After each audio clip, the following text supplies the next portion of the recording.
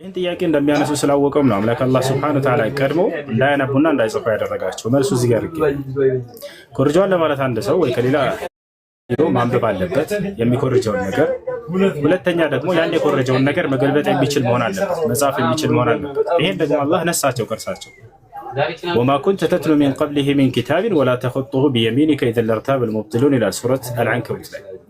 ሙሐመድ ሆይ ከዚህ ከቁርአን በፊት ምንም አይነት መጽሐፍን አታነብም ነበር አትጽፍምም ነበር ይላል። እንዳያነቡና እንዳይጽፉ ያደረገው ራሱ አምላክ አላህ ነው። ለምን ከተባለ ዛሬ ላይ ይህን ጥያቄ እንደሚያነሱ ስለሚያውቅ። ይህ የሚገርም የቁርአን አንቀጽ ነው። ቁርአን ከአምላክ ዘንድ እንደመጣ ወደፊት ይህን ጥያቄ ያነሳሉና ሰዎች እያለ ይናገራል። እስካሁንም ድረስ እያገኙት እያነሱት ይገኛል። ይወራቸዋል። ስለዚህ ኮርጀዋል ለመባል ጥያቄ የሚያስነሳባቸው አካል አይደሉም እርሳቸው። አንደኛው መልሱ እሱ ነው። ታዲያ ካልኮረጁት ከየት መጣ ይሄ ቃል? አምላክ አላህ ሱብሓነሁ ወተዓላ ይሄንን ሲናገር ምን ይላል? ቁል አንዘለሁ አለዚ ያዕለሙ ሲረ ፊ ሰማዋት ወልአርድ ይላል። በሰማያትና በምድር ያለውን ሚስጥር የሚያውቅ አምላክ አላህ አወረደው በላቸው ይላል። በአምላክ ላይ ቅንጣት የሚደበቅበት ነገር አይደለም። አምላክ ከመለኮታዊ ባህሪያቶቹ መካከል አዋቂ የሚል ነው። እውቀቱ ደግሞ ስላለፈውም የሚያውቅ ወደፊት ስለሚሆነው የሚያውቅ ነው። ያለፉትን ዘመናቶች የክርስቶስንና የማርያምን የአብርሃም የይስሐቅ የያዕቆብን ታሪክ ያውቃልና ራሱ አምላክ አላህ ሱብሓነሁ ወተዓላ ተረካቸው። እነዚህን የቀደሙትን ነቢያት ያስነሳቸው ራሱ ነው። ቃሉንም ሲገልጥላቸው የነበረው ራሱ ነው። ይሄ ሲናገር ምን ይላል? ኢና አውሐይና ኢለይከ ከማ አውሐይና ኢላ ኑሕን ወነቢይነ ሚን ባዕዲህ ወአውሐይና ኢላ ኢብራሂመ ወኢስማዒል ወኢስሐቀ ወአዩበ ወዩሱፍ ወሃሩን ወሱለይማን ወአተይና ዳውደ ዘቡራ ይላል። ሙሐመድ ሆይ ከዚህ በፊት ወደ ኖህ፣ ወደ አብርሃም፣ ወደ ኢስሐቅ፣ ወደ ያዕቆብ፣ ወደ እስማዒል፣ ወደ ሙሴ፣ ወደ ክርስቶስ ቃልን ስገልጥ እንደነበረው ዛሬ ደግሞ ለአንተ ገለጥኩልህ የሚል አምላክ ነው። ስለዚህ ከእሱ ዘንድ ስለተወረዱ እንጂ ነቢ ሰለላሁ ዐለይሂ ወሰለም ከማንም ኮርጃው አይደለም ማለት ነው። ይህ ነው። እሺ ያው ጥያቄ አለ ይሰማል ወይ? አመሰግናለሁ። ተመልሶልኛል።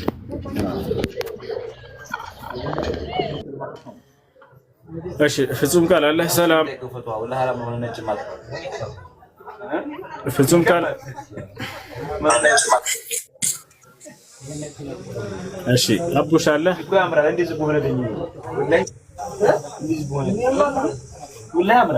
አቡሽ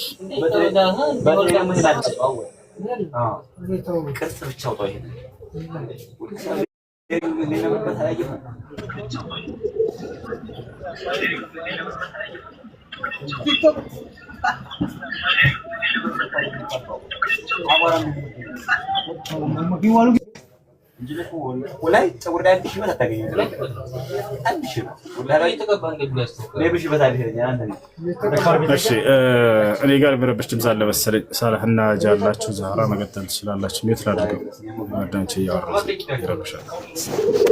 አይ እሺ እሱ ጀዛከላሁ ኸይር። የተወሰነ ከኔ ጋር ትቆያላችሁ። አድሚን ብታረገኝ ግን ያኛውን አካውንት አንሳና በዚህኛው አካውንቴ አድሚን አድርገኝ፣ ወይ ደግሞ ትርፍ ቦታ ካለ ራሴ እንድቆጣጠር እንደዛ አድርገኝ። እሺ ኪያ ከላይ ያለው ሙስሊሞች ከፈትዋ ጥያቄ ውጪ ማንኛውንም ጥያቄ መጠየቅ ትችላላችሁ። እንዴት ነህ ኪያ? ሰላም አለይኩም። ራሴን ትልቁ ላይ ማድረግ አልቻልኩም፣ አስፉኝ። ወአለይኩም ሰላም ወራህመቱላህ።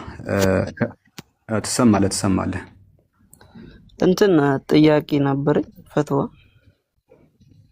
ፈትዋ በኋላ ትጠይቃለህ። እሱ ሲመጣ የተወሰነ እረፍት አድርግና እሱ ሲመለስ ጠይቃለህ። እኛ የፈትዋ ጥያቄዎችን ሳይሆን የንጽር ጥያቄዎችን ነው የምንቀበለው። እሺ አቡሽ ከላይ ያለው አቡሻ፣ አድሚኖች ያስወረዳችሁ ክርስቲያኖችን አስገቡ። እሺ ስሜ መልካም የምትገቡ ሰዎች ለጥያቄ ብቻ ይሁን። እሺ ጋይስ ከላይ ጆይን የምታደርጉ ለጥያቄ ብቻ ነው መሆን ያለበት። ስሜ መልካም የሚለው ወገናችን ፍጹም ቃል አለ። ካሌላችሁ አስወርዳችኋለሁ። ለጥያቄ ብቻ ገስት ላኩ። ኦኬ፣ እዚህ ለመቀመጥ ሳይሆን ጥያቄ ያላችሁ ሙስሊሞች ደግሞ ሁሱ እስኪመለስ የፈትዋ ጥያቄ አጠይቁ። ሌላ ጥያቄ ካላችሁ ማንኛውንም ጥያቄ ማስተናገድ እንችላለን። እሺ ክርስቲያኖችን መርጣችሁ አስገቧቸው። ቅድሚያ ለነሱ ስለሆነ መስጠት ያለብን መዳንም ስላለባቸው እነሱ ኢንሻአላህ ሁላችሁም እንትን በሉ። ለጊዜው ለነሱ ቦታ እንሰጣለን። እሺ ራዕይ ዮሐንስ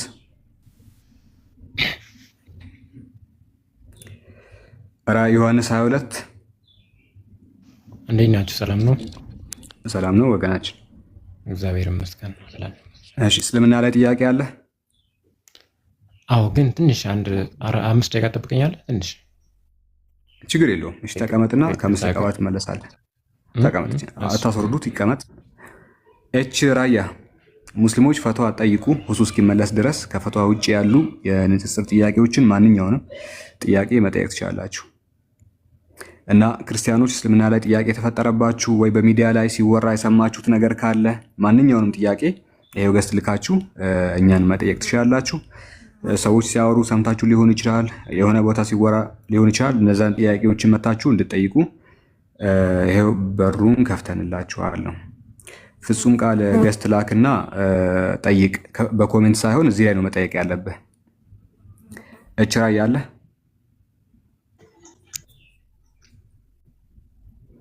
ኦኬ፣ ራያ የለም። ሰው እናስወርደዋለን። ሌላ ሰው አስገቡ ሙስሊሞች። ራእይ ዮሐንስን ተውት፣ የተወሰነ አልተመቸውም። እስኪመጣ ድረስ እንጠብቀዋለን። ሌሎቻችሁ ክርስቲያኖች ካላችሁ በኮሜንት የምትጠይቁት ግቡና ከላይ በደንብ እንድንግባባ ጥያቄዎችን ብትጠይቁ መልካም ነው። ማንኛውንም ጥያቄኛ ሙስሊሞች እናስተናግዳለን። እሺ፣ ሀበሻዊ እና ጋሼ ሁለተኛ አካውንቴ ነው፣ ፎሎ አድርጉት። እሺ፣ ራእይ ተመልሰሃል? ቀጥል። እሺ፣ መጠየቅ ትችላለህ። እሺ፣ እኔ አንድ አነስ ያለች ጥያቄ ነች ያለችው እና እሺ፣ በአንድ ኡስታዝ ነው እና ሲያስተምር ያየሁት፣ በቪዲዮ ነው ያየሁት እና በጀነት ውስጥ ሴቶች እንዳሉና ሴቶች እንደሚዘጋጁ ለወንዶች ያስተምራሉ እና የሆነ እንደውም አስተምሮ ቪዲዮ አለኝና ጡታቸው ጉች ጉች ያለ ጡታቸው የማይፈርጡላ እና አለ የሆነ በቃ በጣም ልጃገረዶች የሆኑ እንደውም ከዚህ ምድር የተሻሉ እዛ እንዳሉ በዙሪያችን እንደሚሰጥ ለሙስልምና ተከታዮች ማለት ነውና ያስተምራሉ። እና ይሄ ምን ያክል እውነት ነው? አስተምሮስ ልክ ነው ወይ? በእናንተ እንዴት ነው? ይሄን ለማለት ነው። በእስልምና አስተምሮ ጌታ አምላካችን ሙስሊሞችን ጀነት ሲያስገባቸው ሁለት አይነት ጸጋዎችን ይሰጣቸዋል ብለን እናምናለን። ቁርአን ላይ ሲናገር በሱረቱል ኢምራን በሱረቱ ኒሳ ምዕራፍ 4 ቁጥር 124 ላይ ወመን የዕመል ሚነ ሷሊሃት ሚን ዘከሪን አው ኡንሳ ወሁወ ሙእሚኑን ፈኡላኢከ የድኹሉነል ጀነህ ወላ ዩዝለሙነ ነቂራ ይላል። ከወንድ ወይም ከሴት እርሱ አማኝ ሆኖ ከበጎ ስራዎች አንዳችን የሚሰራም ሰው እነዚያ ገነትን ይገባሉ ይላል። ኦኬ፣ ከምዕመናን ሆነው መልካም ስራ የሚሰራ ወንድም ይሁን ሴት ገነት ይገባሉ ብሎ ይናገራል። ከዛ ውጪ በሱረቱል ሁድ ኢነለዚነ አመኑ ወአሚሉ ሷሊሃት እነዚያ ያመኑና መልካም ስራ የሰሩ ሰዎች ይላል የገነት ሰዎች ናቸው ይላል። አለዚነ አመኑ ቢአያቲና ወካኑ ሙስሊሚን እነዚያ ያመኑና በአንቀጾቻችን ያመኑ ጀነትን ይገባሉ ብሎ በተደጋጋሚ ይናገራል ጌታ አምላካችን። ጀነት የሚገባ ሰው ደግሞ ሁለት አይነት ጸጋዎችን ያገኛል ብለን እናምናለን። ይህንን በስክሪን ላሳየህና በደንብ እንድትረዳ። ጀነት የሚገባ ሰው ሁለት ጸጋ ያገኛል። የመጀመሪያው ጸጋ እንግዲህ ጀነት የሚገባው የሰው ልጅ ነው። ይሄን የሞተውን ሰውነታችንን ጌታ አምላካችን ሪኮንስትራክት ያደርግና ጸጋዎችን ይሰጠዋል። ይሄም ጸጋ መንፈሳዊ ጸጋ ይባላል አንደኛው። ሁለተኛው ጸጋ ደግሞ ስጋዊ ጸጋዎች ይባላል። ኦኬ፣ ጀነት ስትገባ አንተ ሁለት የተለያየ ጸጋ ታገኛለህ። የመጀመሪያው መንፈሳዊ ጸጋ ነው። መንፈሳዊ ጸጋ የሚባሉት አምልኮትን መፈጸም ነው። አምላክን ለዘላለም እያመለከው መኖር ነው። ሁለተኛ ደግሞ አምላክን መመልከት ነው። እንግዲህ ምድር ላይ ኖረን እኛ ትልቁ የምንፈልገው ነገር የፈጠረንን አምላካችን በአይነ ስጋችን ማየት ነው።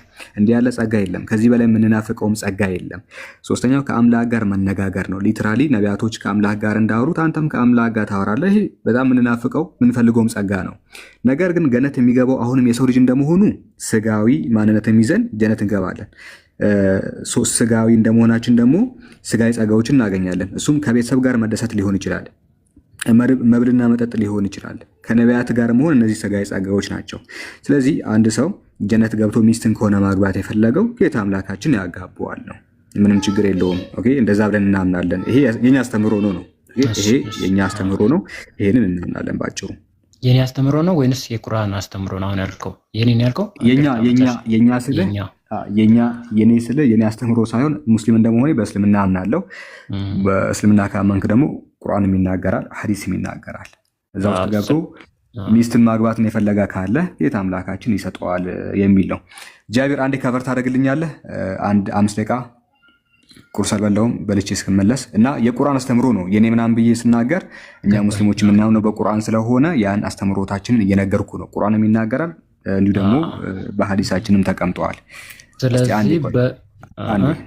ከበር ካረገ አንድ ቁርስ በልቼ እስክመለስ ዛራ አለሽ? ሁለት አንዳችሁ ወይ ጃቢር ወይ ዛራ አንድ 10 ደቂቃ ብቆይ አለው 10 ደቂቃ ከበር አድርጉልኝ። አብሽር። እሺ ቀጥል እንችላለን። እንችላለን። እሺ አመሰግናለሁ። ያው እስካሁን በነበረው ጥያቄ ነኝና ጨረስኩ። እሱን እንድጨርሽልኝ ነው ሐሳቤ። መርሐባ ቀጥል። ስለዚህ አሁን እሱ ወንድማችን እንዳለው ከሆነ ያው በደንብ የፈጣሪን የአላህን ትእዛዝ ካከበርን ሙሉ ለሙሉ እንደዚህ በስጋችን ገነት ገብተን ትዳር እንይዛለን ማለት ነው በእስልምና አስተምሮ። ስለዚህ ምንም ችግር የለውም። ልክ ምድር ላይ እንዳለ ሁሉ እዛም አለ ማለት ነው ሐሳቡ። እንደ ምድሩ ግን አይደለም። እንደ ምድሩ ሳይሆን ጀነት ውስጥ አላህ Subhanahu Wa Ta'ala ጀነት ውስጥ ያለው ከምድር ጋር እንደማይመሳሰል ተናግሯል። ለምሳሌ ጀነት ውስጥ መብላት መጠጣት አለ ብሏን አምላካችን አለ፣ ግን የምድሩን አይመሳሰልም። መግባት መጋባት የሚባለው በተመሳሳይ እንደ ምድሩ አይደለም። ስለዚህ አሁን ስለዚህ ውስጥ እንትኑ ላይ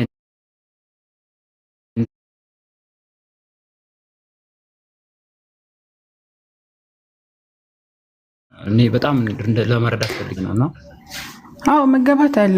መጋባት ክልክል ነው የሚል ሃይማኖት አካል የለም ብዬ አስባለሁ። ክርስትና ማይሄዱ የሚፈልቅደን እንደዚህ እንዴት በስጋ መነሳት ይቻላል? እዛ ለምሳሌ አሁን እኛ አፈር ነን። አሁን እኛ ስንፈጠር አዳምና ይሆናል በመጽሐፍ ቅዱስ ስንማር አፈርና ካፈር ነው እግዚአብሔር የሚያዘጋጀን እኛን የሰው ልጆች ይሰራልና አፈር እዚህ ስንሞት እዚህ ነው የሚቀረው፣ በስብሶ ነው የሚቀረው እንጂ ነፍሳችን ናት ወደ ፈጣሪ የምትሄደው። እና በምን አይነት ሂሳብ ነው እንግዲህ እዛ ሄደን በስጋ መገለጥ የምንችለው? እና እቺን ዳታሰች ኦኬ። ትንሣኤ የሚባለው እኮ በስጋ መነሳት እኮ ነው። አሁን እንዳልከው ወደ አፈርነት ነው። ቆይ አንዴ ልጠይቅ ልጨርስሽ። አሁን እንዳልከው ወደ አፈርነት ነው የምንቀየር። አሁን ስንሞት አፈር እንሆናለን። ነፍሳችን ደግሞ በርዘኽ ዓለም የሚባል አለ በእስልምና ማለት ግዶ የሚባል እስከ ትንሣኤ ቀን ወይም እስከ መቀስቀሻው ቀን ድረስ የምንቆይበት በዛ እንቆያለን። ግን የትንሣኤ ቀን ግን አሁን ፍጻሜ ላይ ግን ሁላችንም እንቀሰቀሳለን። በአካላችን ማለት በአካላችን እንቀሰቀሳለን። መጨረሻ ላይ ነው። አሁን አይደለም። አሁንማ ሁላችንም ወደ አፈርነት ነው የምንቀየው፣ አፈር እንሆናለን። ነገር ግን በኋላ ላይ ግን መጀመሪያ የፈጠረን አምላክ በመቀስቀስም ላይ ቻይ ነው። ለዛ ነው አላህ Subhanahu Wa Ta'ala በመቀስቀስ ውስጥ በመጠራጠር ውስጥ ብትሆኑ መጀመሪያ አፈጣጠራችሁን ተመልከቱ እያለ የሚናገረው። አላህ Subhanahu Wa Ta'ala ያስገኘን ከኢምንት ነው፣ ከስፐርም ሴል በጣም ትንሽ ከሆነች ውሃ ነው ያስገኘን። እሱ ሲቀሰቅሰንም ከዛ ልክ ነሽ። እሱማ ልጨርስ ሐሳቤ ልጨርስና ከዛ ያልገባን ትጠይቀኛለህ። ምንድነው አላህ Subhanahu Wa Ta'ala በዚህ ነገር ላይ ቻይ ነው። አንድ ሰውኛ ይነሳን ብለን የምናስበው በነፍሱም በስጋውም ነው ብለን የምናስበው። ትንሣኤ የሚባለውም ሲጀመር አንድ ሰው ትንሣኤ ሙታን የሚባለው ሲጀመር በክርስትናውም በእስልምናውም በአይሁድም ትንሣኤ ሙታን የሚባለው በስጋም በመንፈስም ነው የምንነሳው። ግን አሁን ንሳ ከተባለ በክርስትናው እንደዛ አይደለም። አይ ጨርሽሽ በክርስትና ማለት አሁን በመጨረሻ እሱ የፍጻሜ ላይ የሚመጣ ነው። ያኔም እኛ እኮ ስለ ፍጻሜ እኮ ነው እኛም እያወራን ያለነው። አረ ከዛ በፊት ነው እንጂ አሁን እኮ አስተምሮት አሁን እናንተ እንደተገነዘቡት ከሆነ ከፍጻሜ በፊት የሰው ልጅ እንደሞተ በጀነት ውስጥ እንደዛ አይደለም እንደሚዘጋጅ አይደለም። እንደዛ አይደለም። ጀነት የሚባለው ሲጀመር ልክ ጀነትና ጀሃነም የሚባለው ሲጀመር ከትንሣኤ በኋላ እኮ ነው እንጂ ሰው ልጅ አሁን አንቺ ስትሞቺ ነው የምትሄጂው። አሁንማ ከሞትኩ የሚሄደው በርዘኽ የሚባል አለ፣ የቀብር ህይወት ማለት ነው። የቀብር ህይወት ወይም ደግሞ የበርዘኽ ህይወት የበርዘኽ ህይወት ወይም የቀብር ህይወት የሚባል አለ። እስከምንቀሰቀስበት ድረስ የምንቆይበት ማለት ነው። ወይም እስከ ትንሣኤ ቀን የምንቆይበት ነፍስ የሚባለው ነገር ነፍስ የምትባለውን ነገር የምትቆይበት አለ። እንደዚሁም ደግሞ ስጋም እንደዚሁ ቅጣት የሚባለው ነገር ራሱ ይኖራል ቀብር ውስጥ ማለት ነው። ገብቷል። ነገር ግን ይሄ ስጋችን አሁን የምናየው ስጋ ግን ወደ አፈር ልክ ይቀየራል።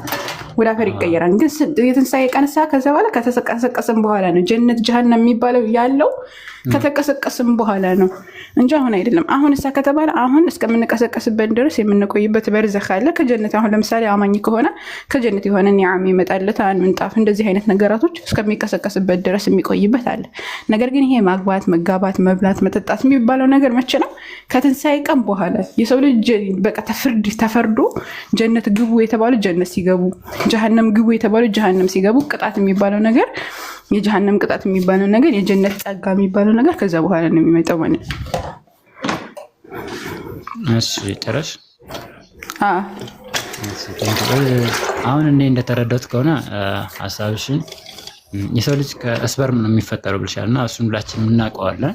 ግን ከዛ በፊት የሰው ልጅ አዳምና ሔዋን ይባላሉ። በእናንተ አዳምና ምን እንደሚባል በስለምነው እና እነሱ የተፈጠሩበት ከአፈር እንደሆነ ነው መጀመሪያ ላይ ሀሳቡን ያነሳሁት እና ከዛ በኋላ ሌሎች እኛ የተፈጠርነው እንዳልሽው ከስፐርም ነው፣ ችግር የለውም ከሴትና ከወንድ የተፈጠርናል። ግን መነሻው ግን እንደዛ ቢሆንም ግን የሰው ልጅ ከየት ነው የተፈጠረው ሲባል ከአፈር ነው ይባላል። በእኛም ብዙ ነገሮች አሉ በዘረዝርልሽ እና ከአራት ባህሪያቶች ነው እና እነሱን እንተውና ስለኛ የእናንተን አሁን እንዳልሽው ከሆነ የሰው ልጅ ሲሞት ገነትም ጀነትም እንደማይገባ ምንድነው የሚባለው ሲኦል እንደማይገባ እንደሻለሽ ጀሃነም እንደሚቆዩ ነውና ያ የሚቆዩበት ቦታ አንድም በስጋ ያለው ስጋ ፈራሽ እንደሆነ አውርተሽኛል።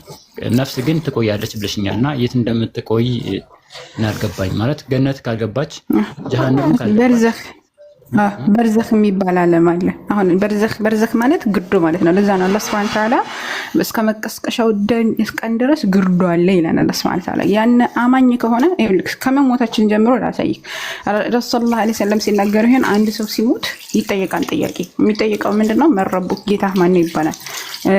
ነብይህ ማን ነው ይባላል። እንደዚሁም ደግሞ ሃይማኖትህ ምንድነው ተብሎ ይጠየቃል። ሙስሊም ከሆነ አማኝ ከሆነ በዚህ በምድር ላይ ትክክለኛ አማኝ ከሆነ ትክክለኛው መልስ ይመልሳል። ለምሳሌ ዲኔ ሃይማኖቴ እስልምና ነው፣ ጌታዬ ደግሞ አላህ ነው፣ ነብዬ ደግሞ ያ ወደ እኔ የተላከው ብሎ ነብዩን በዘመኑ የተላከውን ነብይ ይገልጻል። ለምሳሌ ኑህ ከሆነ ኑህ ነው፣ ነብይ መሐመድ ከሆነ ነብይ መሐመድ፣ ነብይ ኢሳ ከሆነ ኢሳ እያለ ይመልሳል። ከዛ በኋላ ምን ይደረጋል? አላህ Subhanahu Wa Ta'ala ትክክለኛ አማኙ መልስ በትክክል ከመለሰ አላህ Subhanahu Wa Ta'ala ከጀነት የሆነ ጸጋን ያመጣለታል። ገብቷል? ጀነት ይከፈትለታል። እንደውም በጣም ደስ የምትል ነፍስ ትሆናለች ነፍሱ። ከዛ እስከሚቀሰቀስበት ቀን ድረስ ቂያማን አቁማት ጌታዬ እያለ እየተመኘ እስከሚቀሰቀስበት ቀን ድረስ በድሎት እስከ ትንሣኤ ቀን ይቆያል። ግልጽ ነው። በርዘኽ በሚባል ዓለም ውስጥ ከዛ በኋላ ደግሞ ከሃዲ ከሆነ ከተባለ ከሃዲ የሚባለው ደግሞ እንደዚሁ ይጠየቃል። ይሄ የተጠየቀውን ጥያቄ ጌታ ማን ነው፣ ዲንህ ምንድነው፣ ነብይህ ማን ነው ተብሎ ይህንን ነገር በትክክል አይመልስም። ሃሃ ላአድሪ ወይም አላቅም የሚል መልስ ነው የሚመልሰው። ከዛ ያለ መልእክተኛ ሰለላሁ ዐለይሂ ወሰለም እንደተናገሩት ከጀሃነም በሆነ መዶሻ ይመታል። ከዛ ከሰዎችና ከጅኖች ውጭ ያሉት በአጠቃላይ የሚሰሙት የሆነን ጩኸት ይጮሃል። በጣም እየተሰቃየ እስከ ትንሣኤ ቀን ይቆያል ማለት ነው። ከዛ ከትንሣኤ ቀን በኋላ ከፊሉ የጀነት ከፊሉ የእሳት ይባላል። ፍርድ ከተፈረደ በኋላ 50 ሺህ ዓመት መቆም አለ። በጣም ብዙ ሂደት አሉ። በአንዴ ዝም ብለን ጀነት ጀሃነም አይገባም። ከዛ በኋላ እነዚያን ሂደቶች ከጨረሰ በኋላ ትንሣኤ ከተቀሰቀስን በኋላ ማለት ነው። ከዛ በኋላ ነው ጀነት ጀሃነም የሚባለው ነው የሚገባው እንጂ እስከዛ ድረስ ከተባለ እስከዛ ድረስ እንዳልኩ በርዘኽ የሚባል ወይም ግርዶ የሚባል ቦታ ላይ ነው ጀሃነም ይሄ አማኙም ከሃዲውም የሚኖረው። ግን የአማኞችና የከሃዲያኖች መኖሪያ ግን ይለያል። በርዘኽ ውስጥ ቢሆንም የከሃዲያኖች መኖሪያ በጣም የሚሰቃዩበት ቦታ ነው። የጀነት ሙስሊሞች መኖሪያ ደግሞ በጣም በድሎት የሚኖሩበት ቦታ ነው ቦታው ማለት። ስለዚህ ይሄ በድሎት የሚኖሩበትና ገነት የምትዩ ምንድነው ልዩነቱ? ገነት የሚባለው ከትንሣኤ ቀን በኋላ የሚባለው ነገር በጣም አላህ Subhanahu Wa Ta'ala ብዙ ድሎቶችን ያስቀምጣል። አይን አይቶት የማያውቀው፣ ጆሮ ሰምቶት የማያውቀው፣ በልቡል ብሎ የማያውቀውን ነገር ያዘጋጀበት ቦታ ነው ጀነት የሚባለው ነገር አላህ Subhanahu Wa Ta'ala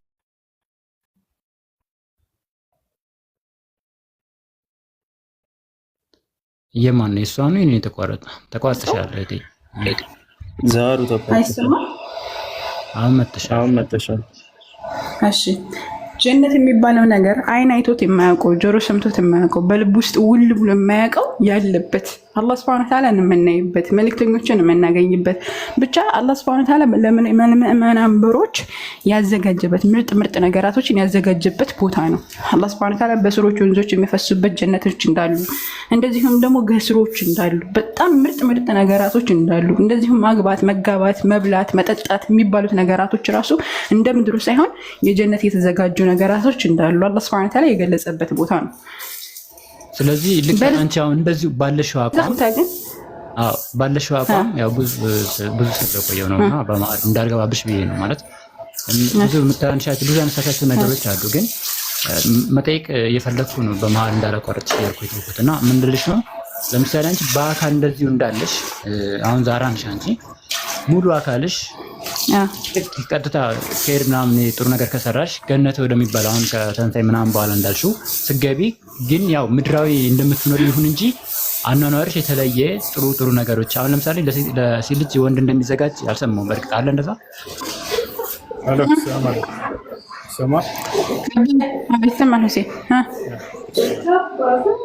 እና እንደዛ ከሆነ ቀጥል ሁሴን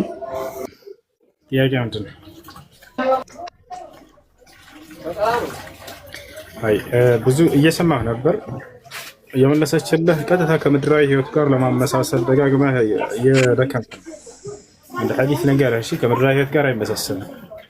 قال النبي صلى الله عليه وسلم قال الله تعالى يعني في الحديث القدسي أعدت لعبادي الصالحين في الجنة أو أعددت لعبادي الصالحين في الجنة ما لا عين رأت ولا أذن سمعت ولا خطر على قلب بشر.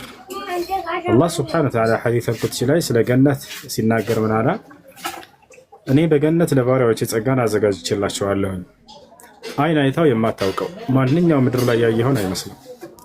ጆሮ ሰምታው የማታውቀው ማንኛውም ምድር ላይ የሰማኸውን አይመስልም። ወላ خطر على قلب بشر በሰው ልጅ ልብ ላይ እንደው በጭራሽ ውል ብሎ የማያውቅ ጸጋ ነው አለ። ስለዚህ ምድር ላይ ያያችሁት የሰማችሁትና ያሰባችሁን በፍጹም አይመስልም። እዚህ ጋር ዘግቶታል አላህ የገነትን ጸጋ። ስለዚህ አንቺ ራስሽ ምናምን ላች ራሱ አይደለች የምትነሳ ነገር የተንሳይ ቀን ያው ማለት ሌላ አይነት አፈጣጠር አላህ Subhanahu Wa Ta'ala ይፈጥረናል። ያው ማለት የምድር እንዴት ከዚህ ካንተ አሁን ከዚህ ካለው የተለየ ሌላ ሰው ሆነ ነው የምገባው ማለት በስጋም ብሏል እኮ አሁን መጋባት ምናምን እንዳለ እኮ ነው የሚያወራው እና መጋባት አለ ግን በመጽሐፍ ቅዱስም መጋባት ያለ ነው። እሱ ላይ የለም መጽሐፍ ቅዱስ ላይ እንደዛ የሚል የለም። በሰማይ በገነቱ ናችሁ ትጋባላችሁ ትዋልዳላችሁ የሚል የለም። በጣም ጥሩ አዳምና ሔዋን በገነት ውስጥ ወንድምና እህት እንዲኖሩ ነው እግዚአብሔር የፈቀደው ወይንስ ባልና ሚስት? እሱ እኮ አሁን ፍጻሜ ሊኮ አይደለም። እሱማ የመጀመሪያው ላይ እኮ ነው አለፈው ነው። ስለ ገነት ነው እያወራኝ ያለሁት። አዳምና ሔዋን ስላለፈው አይደለም ስለ ቀጣዩ ነው።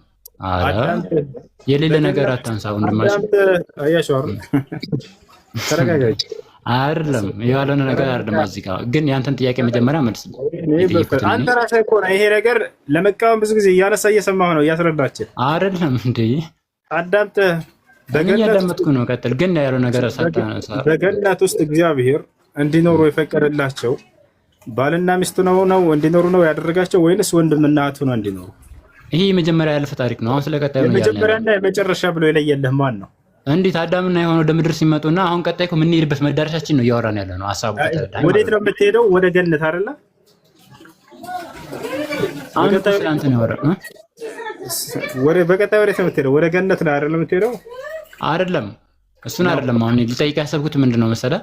እኔ መጀመሪያ ላይ ትንሽ አይደለም ሆነ የኔን የምመልስልህን አዳምጥሽ አትንካብኝ። በቃ ነው በቃ ችግር አይደለም። አትንካብኝ አይደለም። አይ እኔ አትንካብኝ አላልኩም። ግን መጀመሪያ ጥያቄ መልስ ሔዋንን በገነት ውስጥ እንዲኖሩ የፈቀደው ባልና ሚስቱን እንዲኖሩ ነው ያደረጋቸው ወይንስ ወንድምና እህት? ስለ ዮሐንስ ስለ አዳም እኮ አይደለም። አሁን ወሬው ስለ ገነት ነው ያለው። ጥያቄን አሰማኝ ማለት እንደገና ላንሰው ተመቻለሁ። በገነት ስለ ገነት ምንድን ያልኩት ስለ ገነት አይ እኮ ይሁን እንጂ አዳም ተረጋበለ በገነት ውስጥ አዳምና ሔዋንን እግዚአብሔር እንዲኖሩ አድርጓቸዋል አይደለ? ይሄ ነው መነሻዬ። ሐሳቤ ሰምተኛል ማለት ነው። መልስ አረ ሳውቃ ነው እንዴ? የምር እንዴ? ምን ነው ለጭበረበር ነው ወስበት ይሄ መነሻዬ ነው። ሌላ መነሻ ነው። ስለዚህ በገነት ውስጥ በምትኖሩ ጊዜ ባልና ሚስት ሆናቸው መኖርን አይስማሙም። ነገር ግን የመጀመሪያ መጽሐፉ ላይ ስትገልጡ ጊዜ የምታገኙ ምንድነው? እግዚአብሔር በገነት ውስጥ ባልና ሚስት ሆነው እንዲኖሩ ሰዎችን አድርጓል። ተመልከቱ። ቢያንስ ስትቃወሙ የሆነ መሰረት ይኖራችሁ። መጽሐፋችሁን እየተቃወማችሁ ነውና በራሳችሁ ለመቃወም አይደለም ሁሴን። እንደሱ ከሆነ እንግዲህ ሆነ ሳዳም ጥያቄን ነው መልስልኝ ያልኩ። በቃሽ ጥያቄህን ልመልስልህ። ጥያቄህን አቅርብ። ከዚያም ይሄዳል። እሺ ጥያቄ ምን ነው ሰምተሃል ወይስ ልድገመው? ድገመው፣ የምትፈልገውን ጥያቄ ድገም። እሺ አንድ እናንተ በሙስልምና አስተምሮት ውስጥ የሚኖሩ አባት ወይ ደግሞ ኡስታዝ ናቸው ሲያስተምሩ የሰማሁትና ድጋሜ ነው ይሄን ነገር እያልኩ ያለሁት እንድሰማኝ ነውና በገነት የሰው ልጅ ሲሞት በጀነት ማለት ነው ለወንዶች በጣም ጥሩ እንዳልከው አንተ ከዚህ የተሻሉ በጣም ጥሩ የሚያማምሩ ሴቶች እንደውም እኔ ቃሉን ትንሽ ስለከበደኝ ነው ለማለትና ጡታቸው ጉች ጉች ያለ ሁላ ነው የሚሉት ከዚህ የተሻለ እጥፍ የማይፈርጥ ምንም የማይማማ ነው ያሉት ተዘጋጅቶላችሁ በገነት ይቆያቸዋል። ሴት ልጅ ጡቷ ጉች ጉች ያለ ነው የሚለው ምንድን ነው የሚከብደው? ምን አልከኝ? ምኑ ነው የከበደ? ሴት ልጅ ጡቷ ጉች ጉች ነው ያለው የሚለው በገነት ውስጥ እንደዚህ ያለ ሲባል እኔ አሁን ገነት ውስጥ አለ ለማለት ጭራሽ ያሉን አይምሮ ያልፈቀደው ስለሆነ ሴቶች እንዴት ሆነው በገነት ውስጥ የሚኖሩት? ያለ ጡት ግንጥል ብለው እንደዚህ የማማ ነው ወይንስ የቆመ ነው? ሲጀምር በእኛ በዚህ በጡት ምናምን የለም፣ በነፍስ ነው እንጂ የምትሄደው በስጋ የለም። እሺ ኢየሱስ ክርስቶስ ትንሣኤን ያደረገው የእናንተን ትንሣኤ ነው አይደለ?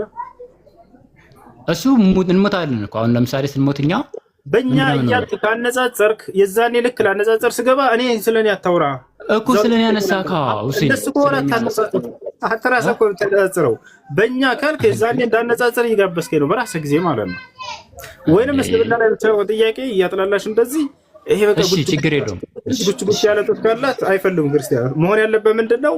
ወይ የተገለጠለ ወይ የወረደ ነው ወይስ ምንድነው? ሴቶች በገነት ውስጥ እንዴት ነው የሚኖሩት?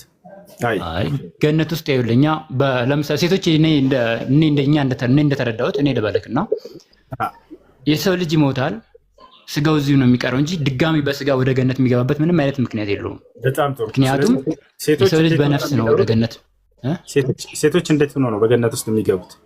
በነፍስ ነው። ነፍስ የማይታይ የማይዳስ ነፍስ አለ የሰው ልጅ ሲጀመር በመሰረቱ ሴት ልጅ ገነት ትገባለች የሚል መጽሐፍ ቅዱስ ላይ አለ።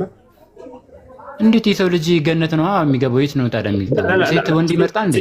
ሴቶች ወንዶች አለ ሴቶች ገነት ይገባሉ የሚል አለ መጽሐፍ ቅዱስ ላይ። እሺ በስርዓታችን ንገር። እንደዛ ከሆነ አሁን እንደ ሀሳብ ከሆነ እኛ እንድል እያስገደድከኝ ነው ማለት ነው አይደል? አዳምጥ። ሴቶች ገነት ይገባሉ የሚል አለ ወይ? ቁርአን ላይ እኔ ቃል በቃል እሰጥሃለሁ ሴቶች ገነት እንደሚገቡ። ሴቶች ገነት ይገባሉ የሚል በመሰረቱ ሙስሊምና ነው እንጂ ከፋፍሎ የሚያስተምረው በእኛ ክፍፍል የለም። ይኸው አንቺ አሁን ገነት ትገቢያለሽ የሚል መጽሐፍ ቅዱስ ላይ የለም። ሰላማዊት ሚቱን አንሶላት መመለስ ከፈለገች ሴቶች ሲጀምር ገነት ይገባሉ እንደ በክርስትና ይሄ ገና እየሰማህ ነው። እኔ አለ እንደዚህ አንተ እየቀለድክ በዚህና ምድር ላይ ነው የሚቀሩት ነው እያልክ ያለው? እየቀለድኩ አይደለም። ማስረጃ አለ መጽሐፍ ህይወት እኮ ነው ወይ? የለም መልስ ሴቶች ከዚህ በኋላ ማለት ነው ነፍስ ጉዳይ ነው እየተወራ ያለው። ሴቶች ገነት ይገባሉ የሚል አለ ወይ? ወንድ እንደሚገባ ተጽፏል። ሴቶች ይገባሉ። እሺ ሴቶች አይገቡም የሚል ጥቅስ ታውቃለህ አንተ? ታመጣልኛለህ? የለም በቃ ሴቶች ገነት ይገባሉ የሚል የለም። በእስልምና ግን ሴቶች ገነት ይገባሉ የሚል ቃል በቃ ያሳያለሁ። ሲጀምር የሰው ልጅ የሚከፋፈል ፓርት የለውም በመጽሐፍ ቅዱስ ላይ። ሴት ይገባል፣ ወንድ ይገባል፣ አይገባም፣ ሴት አይገባም፣ ይገባ የሚባል ነገር የለም። አለ ከወንዶች ትገባላችሁ የተባሉ አሉ። ከሴቶች ደግሞ ካለ ወይንም ሴቶች ገነት ይገባሉ የሚል ካለ መጽሐፍ ቅዱስ ላይ ስጠን። ሴት ልጅ ገነት ትገባለች የሚል የለም መጽሐፍ ቅዱስ ላይ። አይገባም። የኛ አይከፋፍለውም። የሰው ልጅ ነው፣ የሰው ልጅ ሙሉ ይገባል። ሲጀምር አዳምጥ ረጋበል። ሴቶች ገነት ይገባሉ የሚል ቃል አለ የለም? አሁን እንደው ባጭሩ አይከፋፈልም። እኛ ጋር መጽሐፍ ቅዱስ አንድ ነው። እሺ ወንዶችን ገነት ትገባላችሁ የሚል ባመጣልህ ሴቶችን ገነት ይገባሉ የሚል አለ? አይገቡም የሚል ታመጣልኛለህ? አንተ ይገባል ያልከው አንተ ነህ። ማስረጃ አምጣት ያለብህ አንተ እኮ ነህ። በአንተ ሳቢ እዚህ ምድር ላይ ነው የሚቀሩት እያልከኝ ያለው አላልኩም። እኔ መጽሐፉ ላይ ያለው ማስረጃ እያልኩህ ነው። ይሄማ የልጆች ጨዋታ እየሆነ ነው ወንድሜ። አሁን ወደ ጥያቄው እንሂድና መልስ። የልጅ ጨዋታ አይደለም። ቆይ አንድ ጊዜ ይሄ ለምን እንዳልኩ ታውቃላችሁ? ሙስሊሞች በገነት እንደዚህ ሆናችሁ ጡታቸው እንዲህ ብሎ ክርስቲያን ገነት ትገባለች የሚል ጥቅስ አምጣ በሉት። ወዲያው ወፍ የለም ጥርግርግ እንዳለ ገደል። አንዲት ቦታ ላይ መጽሐፍ ቅዱስ ላይ ክርስቲያን ሴቶች ገነት ትገባለች የሚል የለም። ካላመናችሁ ሰላማዊት ትመልስላችኋለች ይሄን እውነታ። ሰላማዊት አንድ ይሄን እውነታ አፈንጂው ንገሪያቸው። እኛ ገነት እንገባለን የሚል የለም ባያቸዋል። ቤቱን አንሱላት ሰላማዊት። በቁርአን ላይ ግን ቃል በቃል ሴቶች ገነት እንደሚገባ አሳያለሁ። ሴቶች ገነት ይገባሉ ብሎ ቃል በቃል እኛ ወንድም ሴትም የሚባል ነገር የአዳም ልጅ ሁላ ገነት ጥሩ ከሰራን እንገባለን፣ ጥሩ ካልሰራን ያው የእጃችን እናገኛለን። ገባ? ወንድም ሴትም አይለይም በክርስቲያን። አሳየንሽ። ሴቶች ገነት ይገባሉ የሚል አሳየንሽ።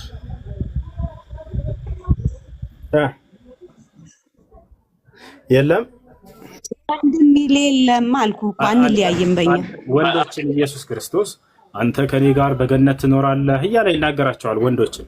ሴት ግን በገነት ወንድ ነው የሚገባ ሴት አይገባም የሚለውን ጥቅስ አሳየ። አይዋ ወንዱን ያናግረዋል ክርስቶስ እዚያ ቦታ ላይ። አንተ ግን ዛሬ በገነት ከእኔ ጋር ትኖራለህ ብሎታል አይደል? ላሳይሽ እሱን ጥቅስ። ሴቶችን ግን እንዲህ አለባቸው፣ ሴትም ደግሞ አይገቡም የሚለውን ጥቅስም አሳየኝ። አንቺ ይገባሉ ስላልሽ አንቺ እንደሚገቡ ማስረጃ ታመጫለሽ። እኔ ደግሞ ወንዱ እንደሚገባ ልሰጥሽ ነው። እሺ እኔ ያልኩህ ወንድም ሴትም በእኛ ክፍፍል የለም። እንደሱ የሚል የለም መጽሐፍ ቅዱስ ላይ በእኛ ክፍፍል የሚል የለም። ግን ነገር ግን ወንዶች እንደሚገቡ ይናገራል። ወንድ ገነት ይገባል ሴት አይገባም የሚል መጽሐፍ ቅዱስ ላይም በምንም ትምህርት ላይም ተምረን አናውቅም። እኔ ሰምቼ አላውቅም። ማድረግ አይቻልም፣ ምክንያቱም መልስ የለውም ጥያቄ። ሴቶች ገነት ይገባሉ የሚል የለም። ወንዱን ግን አንተ በገነት ትኖራለህ ሲለው ክርስቶስ እናያለን። ማስረጃ ላሳየችው ነው እሱ። እሺ ማስረጃ ያውና 3:4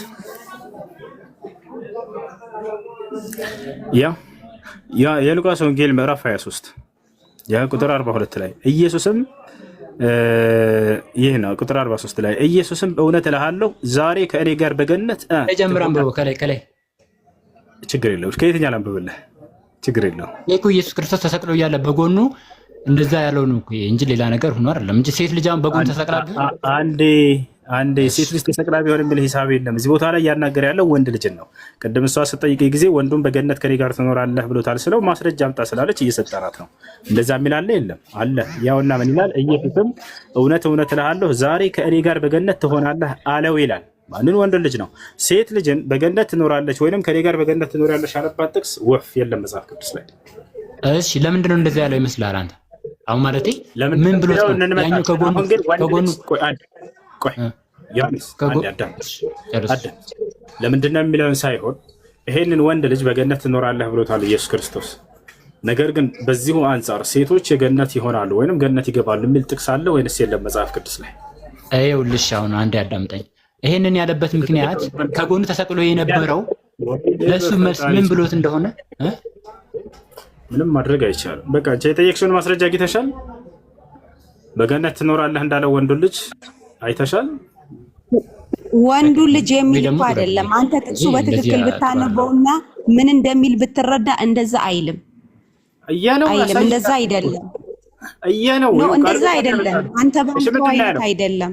እሺ ምንድን ነው ያለው?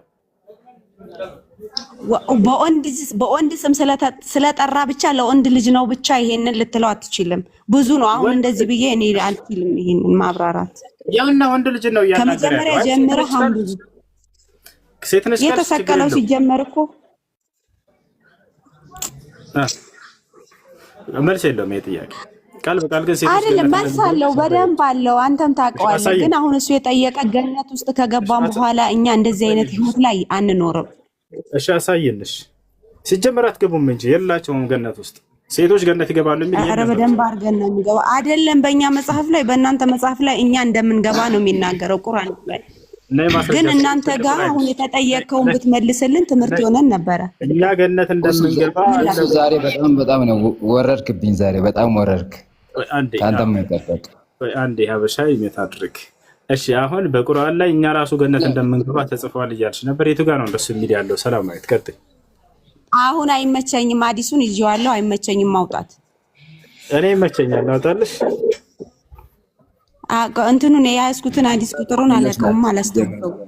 አጠገቡ የነበረው ወንድ እና አንቺ ብሎ እንዲጠራ አጠገቡ ያለን ሰው አንቺ ይበለው ተሰቅሎ የነበረው እንስ ያለ አንተ ጥያቄ ነው።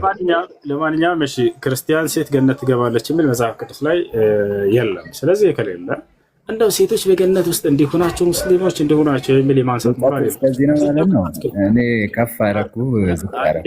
ሀበሻ አንዴ ሜት አድርግ እባክህ። እንደ ልጅ ነው አውቄ ዝም ብያለሁ።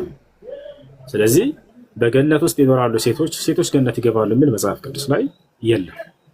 እሺ አምጣ። አትገባም የምትል አምጣ። ይገባሉ ያለ ሰው ነው ማስረጃ አምጣት ያለበት። የአዳም ዘር በሙሉ ነው የሚለው መልካም የሰራ የአዳም ዘር። ስለዚህ ከአዳም ዘር ውጪ የሃይዋን ዘር እና የአዳም ዘር ይላል። ከዛ ውጪ ማስረጃሽ የቱ ጋር? አሃ የሰው ልጅ አይገባም ማለት ነው። ማስረጃህን ለተናገርከው በፈጣሪ ስም ማስረጃ እመጣልሃለሁ። አሁን ስልኬ አንድ ስለሆነ ነው እንጂ ሁላቸውም ማስረጃ ሲባሉ ስልኬ። እሺ ቀጣይ ጥያቄ ያለው ሲቀጥል አሁን አንተ ያቺኛዋን ጥያቄ ለማድበስበስ ነው እንጂ በእርግጠኛ ሆኜ ማለት ያቺኛዋን ጥያቄ ለማድበስበስ ያቺን ብቻ ያለች እንደገና ደግሞ ቅድም አዳምጣኝ፣ ቅድም ወደፊቱ ነው እንጂ እኛ በአዳም ጊዜ የነበረ ምናምን አይደለም። ኢየሱስ ክርስቶስ መጥቶ ምንም ማድረግ አይቻልም። ስለዚህ ገነት ትገባለች ክርስቲያን ሴት የሚል የለም መጽሐፍ ቅዱስ ላይ። በጣም ያሳዝናል ክርስቲያን ሴቶች። እሺ ወልደ ዋህድ ሰላም፣ እንዴት ነህ? እሺ አሁን ስለ ጉጭ ጡት ብትመልስልህ ብታብራራልህ መልካም። እሺ በቁርአን አስገባው የሆኑ ልጅ መጽሐፍ ቅዱስ ጠቅለል አድርጎ ሰው ልጅ ነው እንጂ የሚያወራው ስለ ሴት በጾታ በዘር በክልል እንትን ብሎ እንትና በዚህ በኩል ያላችሁ ትገባላችሁ አይልም። ሁሉ በክርስቶስ አንድ ነው ነው የሚለው። ሴት የለ፣ ወንድ የለ፣ ነጭ የለ፣ ጥቁር የለ፣ ባሪያ የለ፣ ሁሉም በክርስቶስ አንድ። እዛ ስለ ገነት መግባት የሚያወራ ነገር አይደለም። በመጀመሪያ አሁን አንዴ ላሳያችሁ ግን ሴቶች፣ የሙስሊም ሴቶች ቃል በቃል በቁርአናቸው ላይ መጽሐፍ ክርስቶስ አንድ ናችሁ ካለ አድርገህ እባክህን ነው። ትልቅ ሰው አይደለ እንዴ? ሰው እያወራ ከሆነ አንስተህ ታወራለህ። ከይፍ ያለ ቃል በቃል በቁርአናቸው ላይ ሙስሊም ሴቶች በገነት ትኖራላችሁ ተብሎ ቃል በቃል ተነግሮላቸዋል። ወላሂ በዚህ ልትፎክሩ ይገባል። አንድ ቦታ ግን መጽሐፍ ቅዱስ ላይ ሴቶች ገነት ይገባሉ የሚል የለም። አሁን በቁርአን ላይ የተባለበትን ቃል በቃል ላሳያችሁ። ሱረቱ ኒሳ 124 ላይ ሳላ መክፈት ትችላለህ? አንዴ ክፈትላቸው። ሱረቱ ኒሳ 124 ላይ ተመልከቱ። ከወንድ ወይንም ከሴት እርሱ አማኝ ሆኖ ከበጎ ስራዎችን አንዳችን የሚሰራ ሰው እነዚያ ገነትን ይገባሉ። ቃል በቃል ከወንድም ከሴትም ተብሎ ማለት ነው። ሁለተኛ ሱራ ጋፊር ላይ ቁጥር 40 ላይ አወጣላችሁ። ጋፊር ቁጥር 40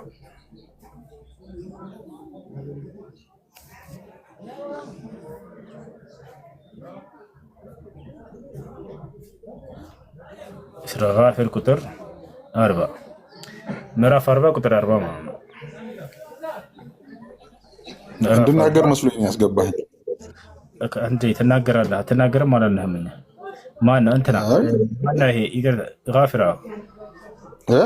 ቁጥር 40 ላይ አንዴ ምን ታደርገ መኑናህ ነው ያ። እና እዚህ ቦታ ላይ አላህ ምን ይላል? አንብብላችሁ ሳላህ እንዴ መጥፎን የሰራ ሰው ብጤዋን እንጂ አይመነዳም።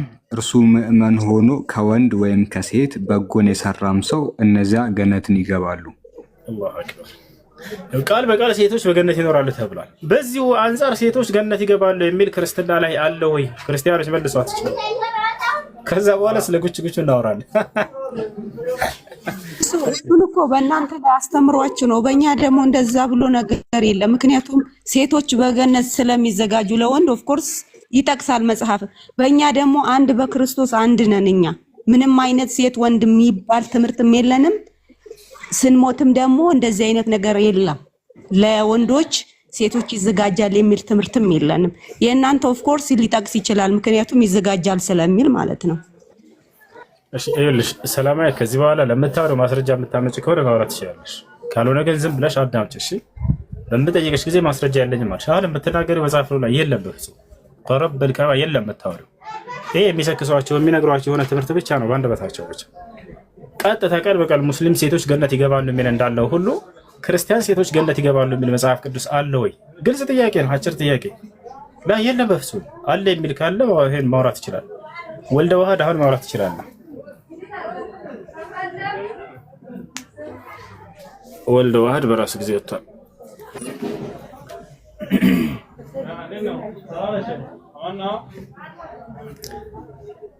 ክርስቲያን ሴቶች ገነት ይገባሉ የሚል ጥያቄ ተጠይቆ በቃ መልስ ጠፋ፣ እንዳለ ልምልም አሉ። ምክንያቱም መልስ የለም።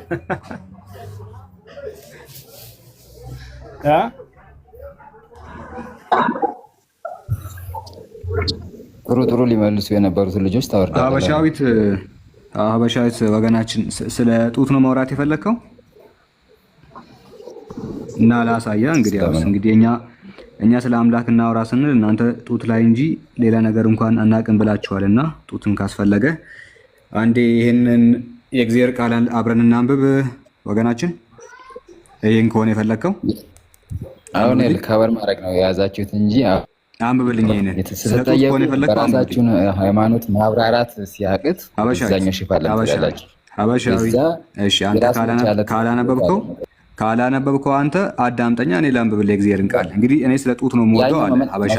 ያኛው መመለሳችሁም ማለት አዳምጥ፣ ተመልሰዋል። አዳምጥ። እንደዚህ አድኖች የሚሉት አድርጉት። ምንድነው የሚለው መሰላችሁ? የዚህ ልጅ መጽሐፍ አንቺ የመኮንን ልጅ ሆይ እግሮችሽ ወደ ሳይሆን በግድ ታዳምጣለህ። በነገራችን ላይ ወደ ሳይሆን በግድ ነው የምታዳምጠው። ምን ይላል? እሺ እዚህ ቦታ ላይ ክርስቲያኖች አንድ ነገር ልንገራችሁ። ሀበሻዊ ቤት አድርግ፣ ወንድ ልጅ ነህ፣ ትልቅ ሰው ነህ፣ እባክህ ይሁን ቤት አድርግ። እሺ መታችሁ እስልምና ላይ ብቻ ብትጠይቁ የዛኔ በእስልምና ላይ ብቻ አብራርተን እንጨርስላቸዋለን። ስለ ክርስትናው እኮ ነው አንተና ስለ እስልምና ነው። ስለ ክርስትናው ልንቀለው። ቆይ ታች ሆኖ በግድ እንዲሰማ አድርገዋ።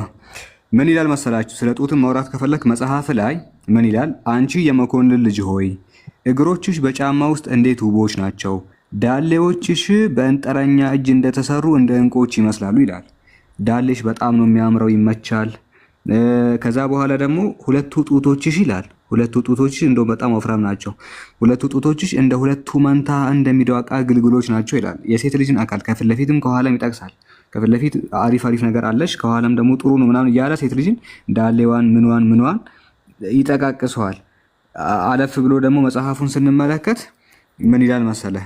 ስለ ዳሌ ከሆነ ማውራት የፈለከው እንትናው ይላል። ያው እዚህ ጋር አሁን ይሄ ቃል ይከብደኛል እንዴት እንደማነብላችሁ አላውቅም፣ ግን እንትኑ ማለት ነው። እንትኑ የተቀጠቀጠ ብልቱም የተቆረጠ ወደ እግዚአብሔር ጉባኤ አይግባ ይላል። እንትኑ እኛ ራሱ እናፍራለን ይሄንን አናነብመው።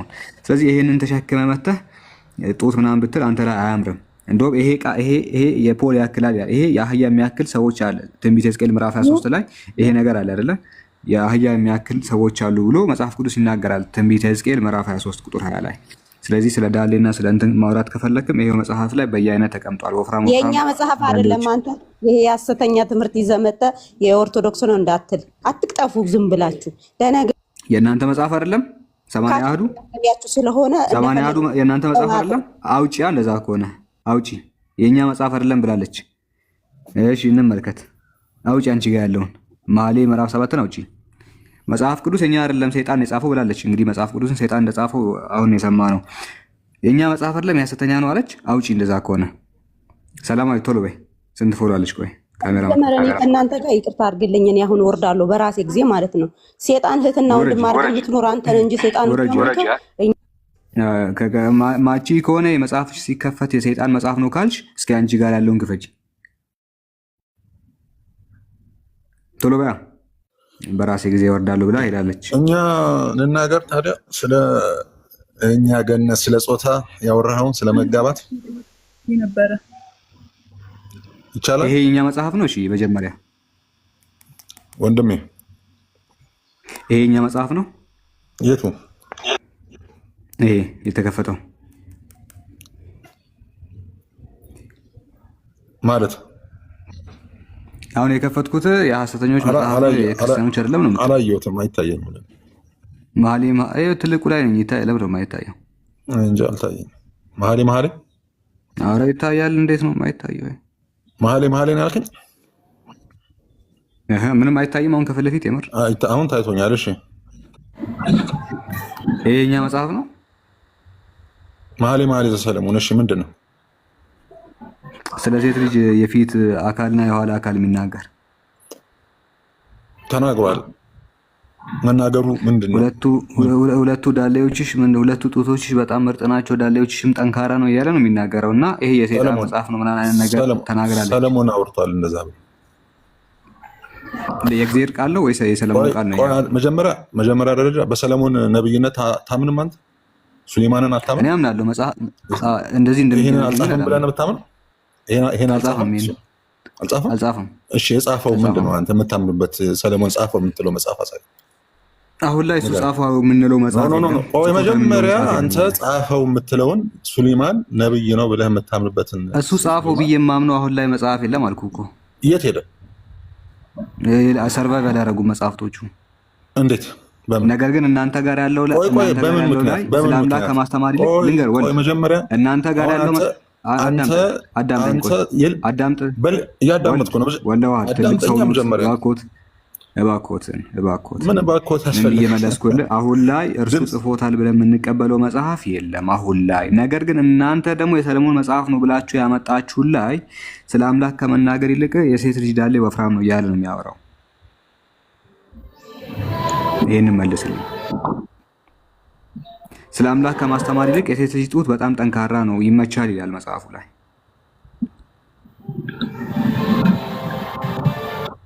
ይህንን መልስልኝ። ቆይ ወልድ ጨርስ፣ አንድ ጊዜ ወልድ ጨርስና ከዛ አንቺ ትጠይቂያለሽ። አይታል እኔ ሰለሞን ጽፎታል ብዬ የማምነው ዛሬ መጽሐፍ የለም አንተን አለ ያልከው እና አንተ ጽፎታል ያልከው መጽሐፍ ላይ ስለ አምላክ ማስተማር ትቶ እንትኗ በጣም ነው የሚያምረው ከፊትና ከኋላ ይላል። ይሄንን ደግሞ እኔ ጽፎታል ብዬ አልቀበልም። አንተ የምትቀበል ከሆነ ምን ማለት ፈልጎ ነው? የእግዚአብሔር ቃል እንደውም ሚስቴን በጣም ይቅርታ አድርጉልኝ ይህንን ሳነብ በጣቴ ምናምን ብሎ ይናገራል። በጣም ይቅርታ አድርጉልኝ፣ ይኸው እኔ ተኝቻለሁ፣ ልቤ ነቅቷል፣ የውዴ ቃል ነው እርሱም ደጁን ይመታል። እህቴ ወዳጄ መደምደሚያዬ ሆይ በራሴ ጠል በቆንዶ ላይ መሬት ነጥብጣብ ሞልቶበታልና ቀሚሴን አወለቅኩ እንዴት እለብሰዋለሁ? እግሬን ታጠብኩ እንዴት አሳድፈዋለሁ? ውዴ እጁን በቀዳዳ ሰደደ፣ አንጀቴም ሁሉ ስለ እርሱ ታወከ። ለውዴ ከፍት ለዘንድ ተነሳው፣ እጆቹ በደጄ መወርወሪያ ላይ ከርቤ ነፈሰሱ፣ ጣቶቹ ደግሞ ይሄ ጣት ፈሳሹን ከርቤ አንጠባጠቡ ይላል። ይኸው ፈሳሹን ከርቤ አንጠባጠቡ በጣት ውዴ እጁን በቀዳዳ ሰደደ ምናምን ብሎ ይናገራል። ይኸው አማርኛ የምችሉ ይቅርታ አድርጉልኝ፣ በጣም ይቅርታ አድርጉልኝ። ይኸው ውዴ እጁን በቀዳዳ ሰደደ፣ ከዛ ጣቶቹ ፈሳሹን ከርቤ አንጠባጠቡ ይላል። ጣቶቹ ፈሳሹን ከርቤ አንጠባጠቡ እና ይቅርታ ስላነበብኩት እጅግ በጣም ይቅርታ አድርጉልኝ። ስላነበብኩት ብቻ እሺ፣ ስላነበብኩት ብቻ ይቅርታ አድርጉልኝ። ግን ይሄን ይዘው ነው የሚያወሩት ነው ላሳያችሁ የፈለኩት። ይሄን ማንበብ ፈልጌ እኮ አይደለም ሙስሊሞች ክርስቲያኖችም ይሄን ማንበብ እኔ አልፈልግም እኮ ግን ይሄንን ይዘው ነው እኛን ለመሳደብ የሚመጡት እና ሊታይ ይገባል፣ መጽሐፉ ሊገለጥ ይገባል ነው እንጂ አሁን በጣም ነው የሚያሳቅቀው። ይሄ ጣት ከቶ ምናምን እጁ ሲያንጥ ምን አገኘበት? አሁን ይሄንን መጽሐፍ ምን አገኘበት? ምን ክፋት አገኘበት? ክፋት ሳይሆን መብቱ ነው። ለምን ጅንጀና ነገር ነው መጽሐፉ ያለው አይደለ? ምንድን ነው እስኪ ምን ብሎ ጀነጀነ? እስኪ ንገር። ለምሳሌ ምንድን ነው የሚለው? ስለ አምላክ ስለ ስላሴ ከማስተማር ይልቅ እና ላሳያ ስለ ስላሴ ከማስተማር ይልቅ ምን ይላል? አንቺ ሱለማጢስ ሆይ አትጩ። ቆይ ስለ ስላሴ ከማስተማር ይልቅ መጽሐፉ አንቺ ሱለማጢስ ሆይ ተመለሺ ናይ ዘንድ ተመለሺ። ምን ማለት ነው? በሱለማጢስ ሆይ የመኮንን የሆነች የመኮንኑትን ልጅ ምን ማለት ነው? ዝም ብለህ ለምን ታነበዋለህ? ምን ማለት ነው? አንተ የምትፈስረው ችግር የለውም። እኔ አነባለሁ፣ አንተ ትተረጉማለህ። አትናደዳ ናምታኛ እንደዛ ከሆነ ናምታኝ እሱ ላይ ቀረ። ልትማታ ነው እንዴ ወገናችን? እጁን ሰበሰበ እኮ መጽሐፉን ሳነብለት እጁን ሰብስበው ሊማታ እንትን ነው። ቆይ ተረጋጋ ወገናችን፣ ምንም ችግር የለውም። እኔ አነባለሁ፣ እናንተ ትተረጉማላችሁ። ለመደባደብ ሳይሆን መምጣት ያለባችሁ ቀስ ብዬ አነባለሁ፣ እናንተ ትተረጉማላችሁ። እንደዛ ከሆነ ሀሳቡ እኔ አነባለሁ፣ እናንተ ደግሞ ትተረጉማላችሁ። መጽሐፉ የእናንተ ስለሆነ ብታመጡ እኔ ተረጉማለሁ። ስጨርስ ነገር እኔ አነባለሁ፣ እናንተ ትተረጉማላችሁ። በሱለማጢስ ለምን ታያላችሁ? እርሷ እንደ መሃናይም ዘፈን ናት። አንቺ የመኮንን ልጅ ሆይ እግሮችሽ በጫማ ውስጥ እንዴት ውቦች ናቸው። ዳሌዎችሽም ዳሌ ታውቃለህ? እሺ ካላወቅም ችግር የለም። ዳሌዎችሽ በእንጠረኛ እጅ እንደተሰሩ እንደ ዕንቆች ይመስላሉ። እምብርትሽ የወይን ጠጅ እንደማይጎልበት እንደተነጠጠ ጽዋ ነው። ሆድሽ እንደ ስንዴ ክምር ነው፣ በአበባም እንደታጠረ ነው። ሁለቱ ጡቶችሽ እንደ ሁለት መንታ እንደሚዳቁ ግልገሎች ናቸው ይላል። ግልገሎች ናቸው። እንደውም ምዕራፍ 5 ላይ ውዴ እጁን በቀዳዳ ሰደደ፣ ከዛ ጣቶቹ ደግሞ ከርቤን አንጠባጠቡ ይላል። ውዴ እጁን በቀዳዳ ሰደደ። በየትኛው ቀዳዳ እንደሰደደ አናውቅም፣ ግን መጨረሻ ላይ ጣቶቼ ፈሳሹን ከርቤ አንጠባጠቡ ይላል። ፈሳሽ የሆነውን ከርቤ ከዛ አንጠባጠቡ በቀዳዳ ከሰደደ በኋላ ይላል። ይኸው ውዴ እጁን በቀዳዳ ሰደደ።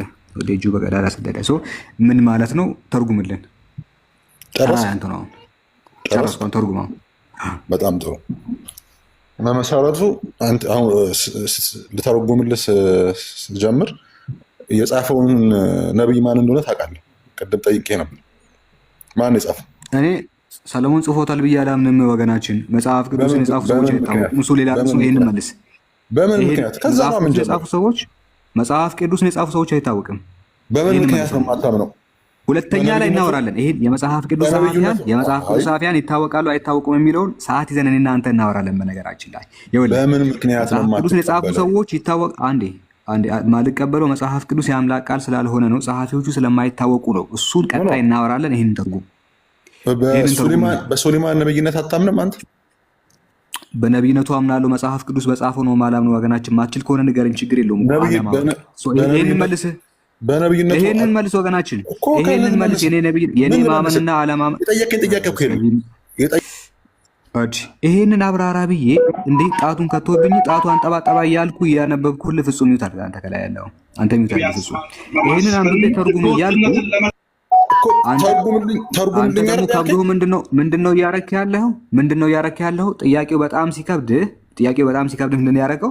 ሱሌይማን ነብይ ነው አይደለም ትላለህ። እዚህ የምታጃጅለው ህፃን የለም። በነገራችን ላይ ሱሌይማን ነብይ ነው ወይስ አይደለም በኋላ እናወራለን። በደንብ እናወራለን። ያነበብኩትን ተርጉምልን። ይሄንን ተርጉም ካልቻልክ ሌላ ክርስቲያን እንዲያግዝ አደርጋለሁ። ተርጉም ይሄንን።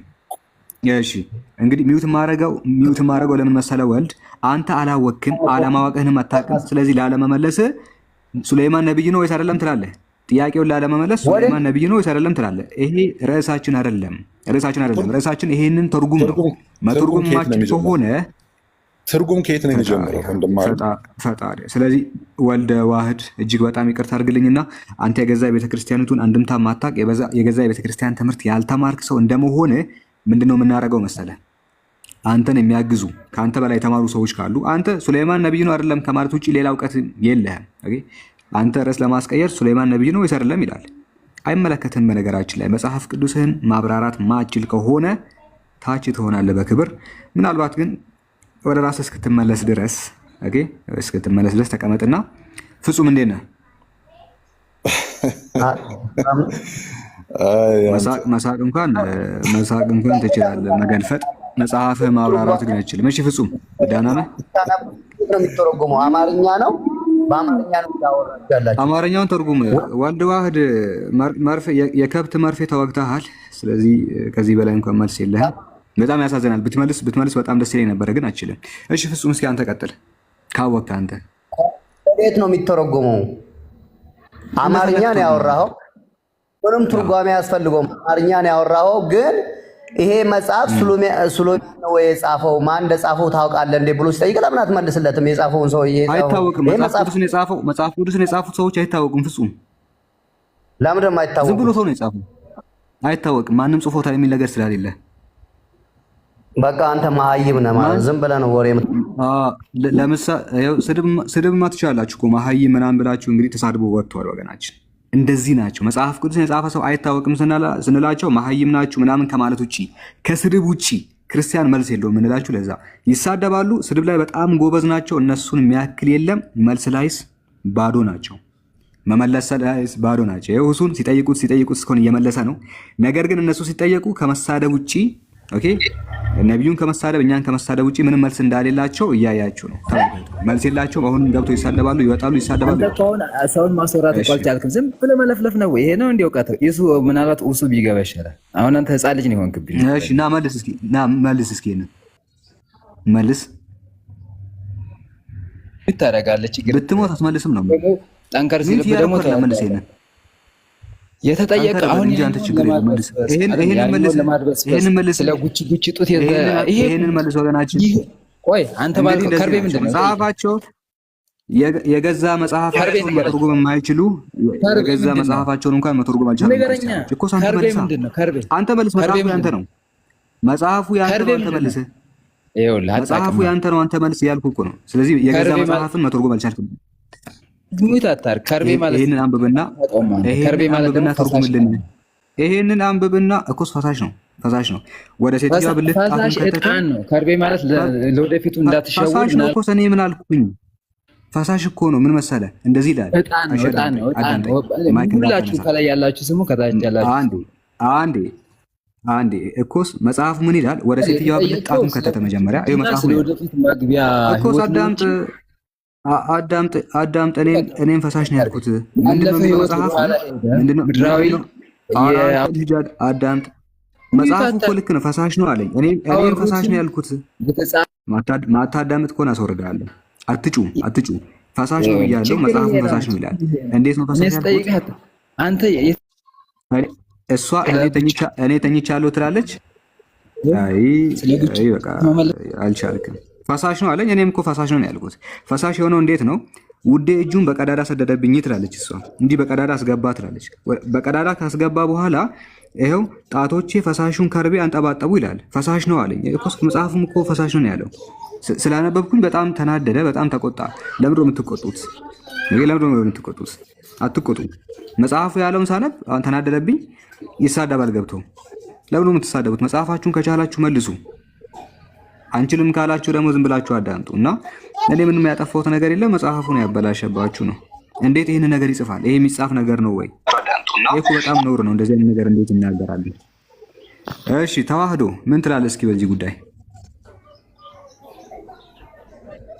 ይሄ መጽሐፍ ምን ላይ ነው ያለው?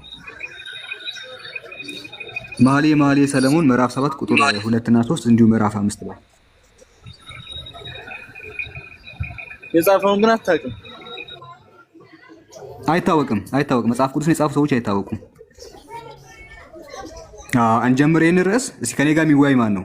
የመጽሐፍ ቅዱስ ጸሐፊያን ይታወቃሉ ወይስ አይታወቅም በሚል ርዕስ የሚወያይ ማን ነው?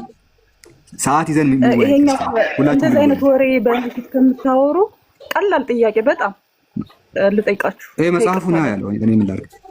እሺ እንደዚህ እናድርግ። ተዋህዶና ወልደ ዋህድ፣ አንተ ከታች ያለው ልጅ የመጽሐፍ ቅዱስ ጸሐፊያን ይታወቃሉ ወይስ አይታወቁም በሚል ትወያያለህ ከኔ ጋር። እኔ ጂኒውን ሰው ማን እንደጻፈ አይታወቅም ብዬ ሞግታለሁ። እስቲ አሁን የሚሞግተኝ ሰው የመጽሐፍ ቅዱስ ጸሐፊያን አንድም አይታወቅም ብዬ ሞግታለሁ። በዚህ ዙሪያ የሚገባ ሰው ወልደ ዋህድ እየጮህ ካልነበረ ቅድም እየጮህ ነበረ እና ከኔ ጋር ትወያያለህ። ማይክን አንሳ።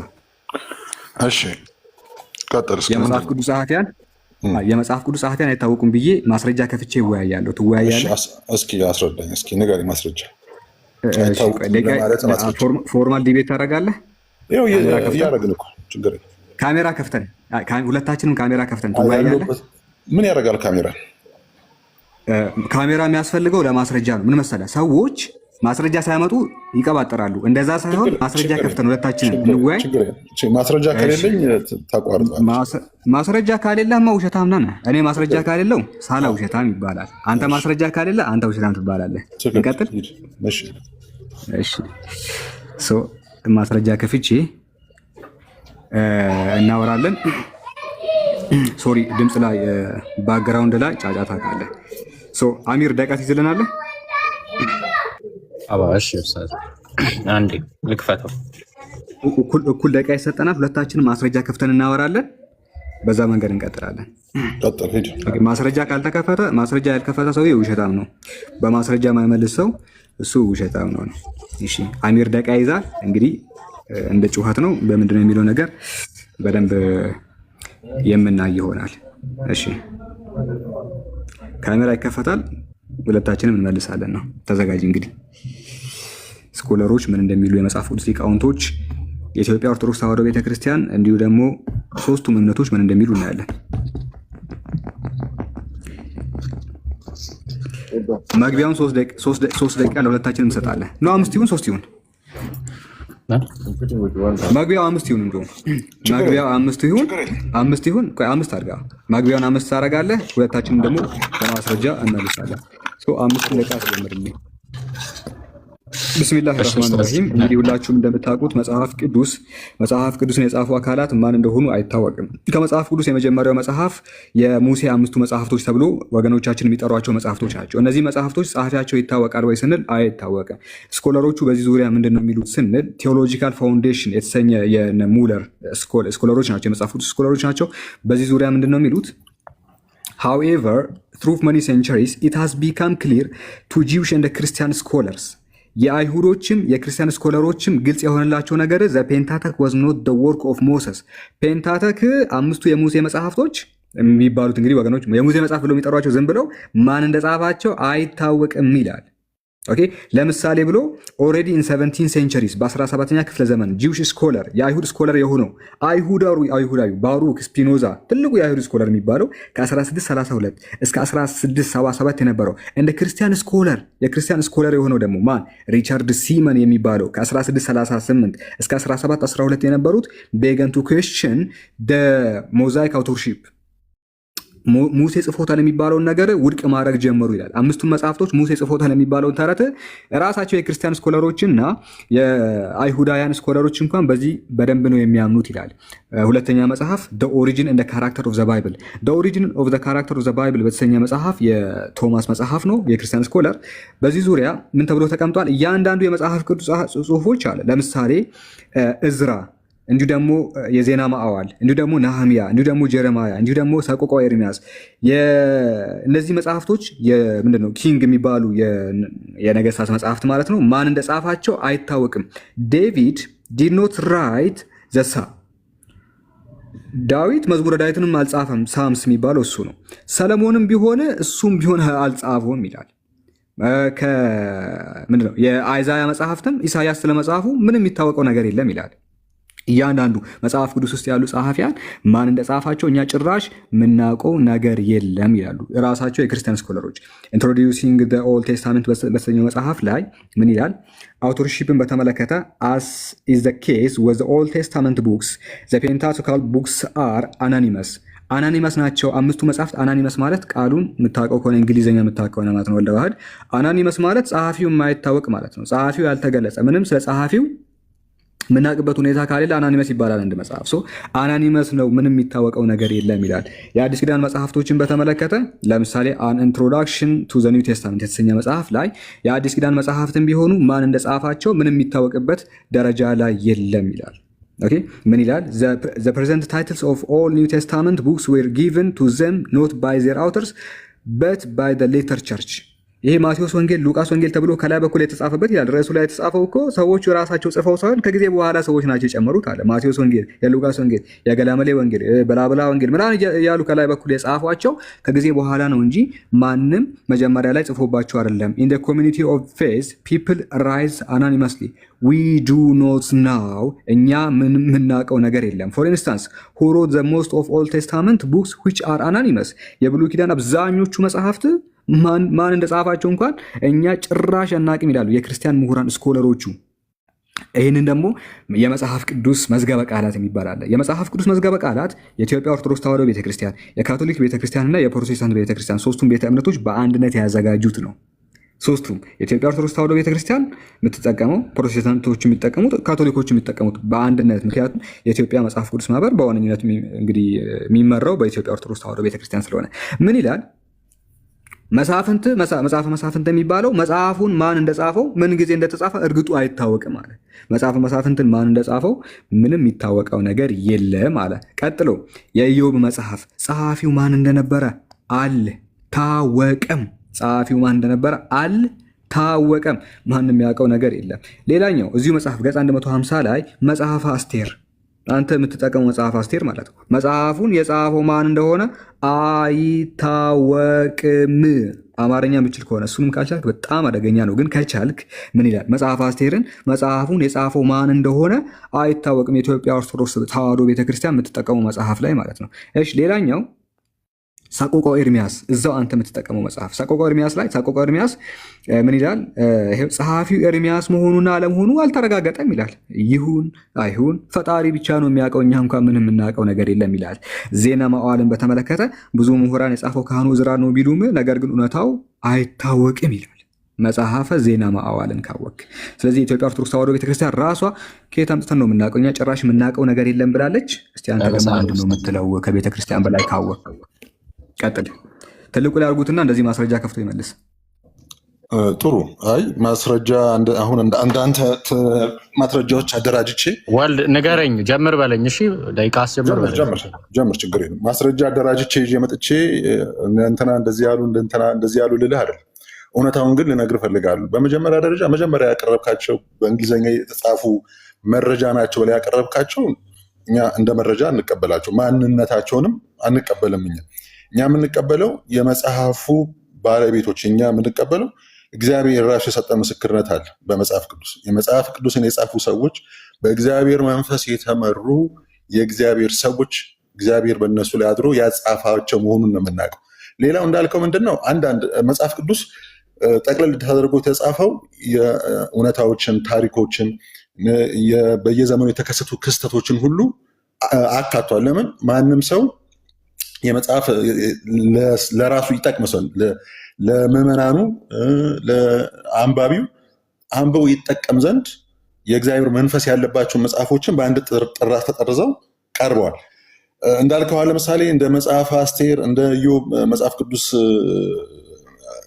መዝገበ ቃላት ላይ ተጽፎ ማን እንደጻፈው አይታወቅም ይባል እንጂ ታሪኩ ተመዝግቦ ተጠርዞ ለትውልድ ቀርቧል። ለምሳሌ አሁን መጽሐፍ ሄኖክ መጀመሪያ መጽሐፍ ሄኖክ ሰዎች ላይ ይቀበሉት ይችላሉ፣ ግን በሳይንስም በአርኪኦሎጂስቶችን አረጋግጠውታል የመጀመሪያ መጽሐፍ ለመሆኑ ማለት ነው።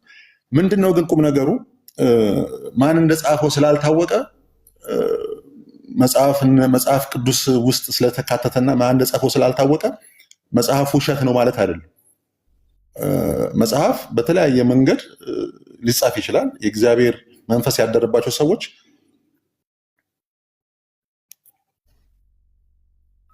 ይሰማሉ።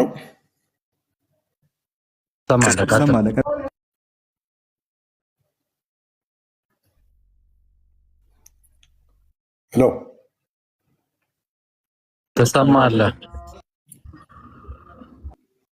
ምንድነው መጽሐፍ በተለያየ ቦታ በተለያየ ታሪክ በተለያየ ጊዜ የተጻፈ ነው።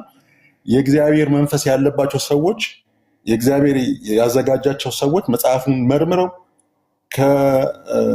ከእግዚአብሔር መንፈስና ከእግዚአብሔር ስርዓትና ሕግ ጋር ይሄዳሉ የተባሉ ትክክለኞቹ የእግዚአብሔር መንፈስ ያለባቸው መጽሐፎች በአንድ ጠርዘው አቅርበውልናል። ያንን አባቶቻችን መርምረው አቅርበውታል ማለት ነው። ስለዚህ መጽሐፉ የእግዚአብሔር መንፈስ የለበትም ተብሎ የሚታመን ከሆነ በእያንዳንዱ መጽሐፍ መነጋገር ይቻላል እንጂ ለምሳሌ አሁን 4 ወንጌላውያን የጻፉትን ማን እንደሆኑ ተመዝግቦ ይገኛል።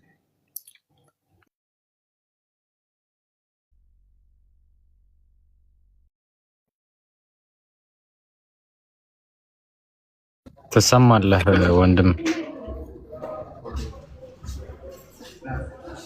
ኦኬ አወራም ነው ተሰማ።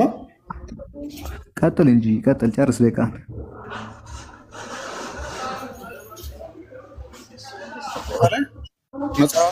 መጽሐፍ ቅዱስ ላይ ያሉ መጽሐፎች የእግዚአብሔር መንፈስ ያደረባቸው የቅዱሳን እግዚአብሔር በቅዱስ መንፈሱ እየተመሩ የጻፉት መጽሐፍ በአጠቃላይ ይሄ አይደለም የምትለኝ ከሆነ በማንኛውም ማስረጃ ቀርበው ልትሞግተኝ ይችላል። ደቂቃ ጨርስ አለ። አውራ እስኪ በደንብ። ቅድም በጣም ብዙ ካላወራህ ብለህ ነበረ። 1:30 አለ። ቀጥል ያለኝ በቃ ጨረስክ። ምንም ማስረጃም ስላሌለ ነገሩ ሰለች። አንተ ራሱ የምታወራው ነገር ትልቁ ላይ አድርጉኝ። ደቂቃ እንፈልገዋለሁ። እችን ደቂቃ አስቀምጥልኝ። ቆይ እሱ እኔ እጠቀማታለሁ። ሁለት ደቂቃ እናወራና ከዛ በኋላ አሁንም እንቀጥላለን። እሺ ያ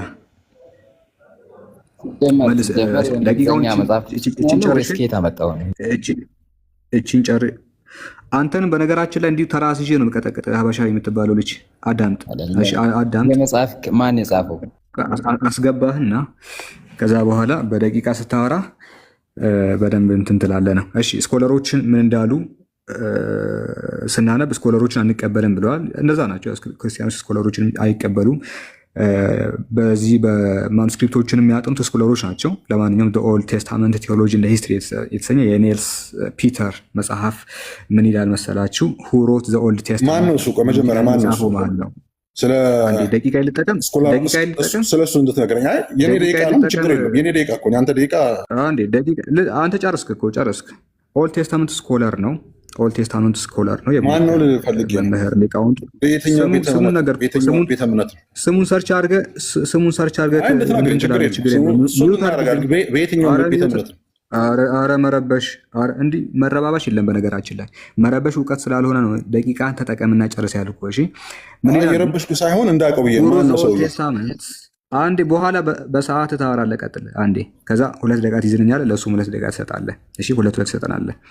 ምን ይላል? Who wrote the Old Testament? Old Testament የጻፈው ማን ነው? is the most common question asked of Old Testament። እንግዲህ ስኮለሮች በጣም የሚጠየቁት ጥያቄ ነው። and the most difficult to answer ለመመለስም በጣም ከባድ ሰውዬ ማን ነው እንድናውቅ። አንተ ሚዩት አትሊስት ስሙ ይታወቃል እኮ ይኸው ኔልስ ፒተር ነው ኦልድ ቴስታመንት ስኮለር ነው አልኩ እኮ። ይሄን ሰጥቻለሁ። ሶ የቀረውን ደግሞ አንተ በሰዓት ታወራለህ ነው። ሰዓት ይዘን ነው የምናወራው። ሰዓትን እየገደለብኝ ነው። በነገራችን ላይ ምንድነው የሚለው ብሉይ ኪዳንን የጻፈው ማን ነው የሚለውን በተመለከተ ብዙ ጊዜ እንጠየቃለን አለ። ምንም ጥያቄ የለውም እኮ ብሉይ ኪዳን የጻፈው ሙሴ ነው። ሙሴ እንደጻፈ አታምንም አንተ? በመጽሐፍ ቆይ በኋላ በቁርአን እንኳን ወልድ ቃል በቃል እኮ ልናወራ ነው። ገና ቃል በቃል ነው የምናወራው። 1 ደቂቃ ይልጠቀም፣ 2 ደቂቃ ልጠቀም። ውይይት እያደረግን ነው። 2 ደቂቃ ልጠቀም። ቆይ አሁን የኔ 2 ደቂቃ ልጠቀምና 2 ደቂቃ ትወስዳለህ አንተ። ያንተን 2 ደቂቃ ትወስድና ቃል በቃል እናወራለን። ያኔ ችግር የለውም ነው። ሶ ምንድነው ብሎ የጠየቀው? ሰዓቴን ድጋሚ ጣልቃ መጋባብኝ ከሆነ እየረበሽክ ነው። ፈርተሃል ማለት ነው። በነገራችን ለሚሆሩ ሰዎች ናቸው። 2 ደቂቃ ልጠቀም። we simply ባጭሩ ግን we do not know ማን እንደጻፈው እኛ ጭራሽ የምናውቀው ነገር የለም ብሉይ ኪዳንም ብሎ ይናገራል። የብሉይ ኪዳን መጽሐፍቶችን ማን እንደጻፈው፣ አይጥ ጻፈው፣ ጉንዳን ጻፈው፣ ግሪካዊ ጻፈው፣ እብድ ጻፈው፣ ጤነኛ ጻፈው፣ ዕብራዊ ጻፈው፣ አረኛ ምንም የምናውቀው ነገር የለም ማን እንደጻፋቸው ይላል። ለምሳሌ የኬት ኒከል the synoptic gospel በተሰኘ መጽሐፍ ላይ ምን ብሎ ይናገራል? all the gospel in the new testament በአዲስ ኪዳን ውስጥ ያሉት ሁሉ ወንጌሎች are anonymous works ማን እንደጻፋቸው ጭራሽ አይታወቅም። their authors did not explicitly identify themselves for our benefit ጸሐፊያኑ መጽሐፉ ላይ themselves ራሳቸውን አልገለጹም፣ ማን እንደሆኑ አናውቅም ብሎ ይመልሳል።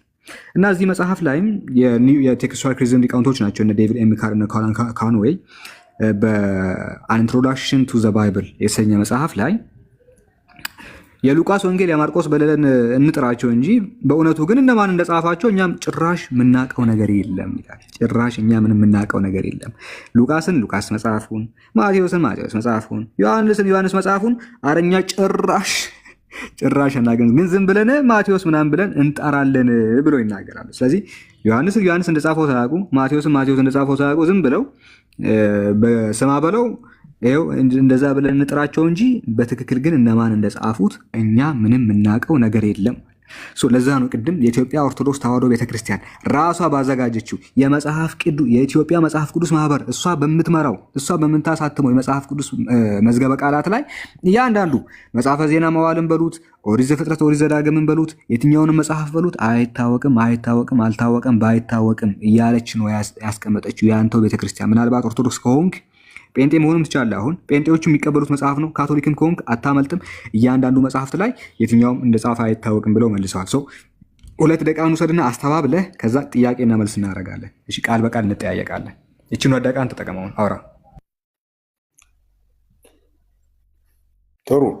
ምንድነው መሰለ 4ቱ ወንጌላውያን በብዙ ምስክርነት 4ቱን ወንጌል እንደጻፉ በማስረጃ ማቅረብ ይቻላል። አሁን እጄ ላይ ማስረጃው ስለሌለ ያለበት በጣም አጋጣሚ ስለሆነ የገባሁት።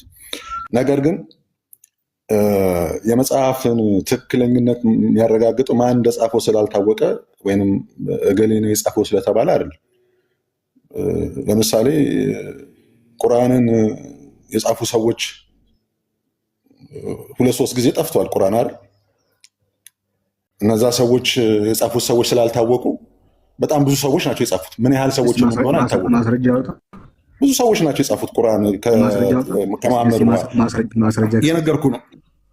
ማስረጃ ቁርአን የጻፈው ማለት ነው። አንተ ልትነግረህ ትችላለህ። ማስረጃ አንተ ስታወራ እኔ ጸጥዬ ነበር። እስቲ ማስረጃ ብቻ ነው ያወራሁት። ደቂቃውን አቁምለት። ቆይ ደቂቃ እንዳይሄድበት ያዝለትና እኔ ሳወራ በማስረጃ ነው ያለ ማስረጃ ነው ያወራሁት። አይ ማስረጃ ስጠይቅህ እኮ እኔ በኋላ አልከኝ። ማን ነው ሰው የጻፈው? አንተም ልክ እኔ ስለ መጽሐፍ ቅዱስ ሳወራ ማስረጃ እንደከፈትኩት አንተ ስማ።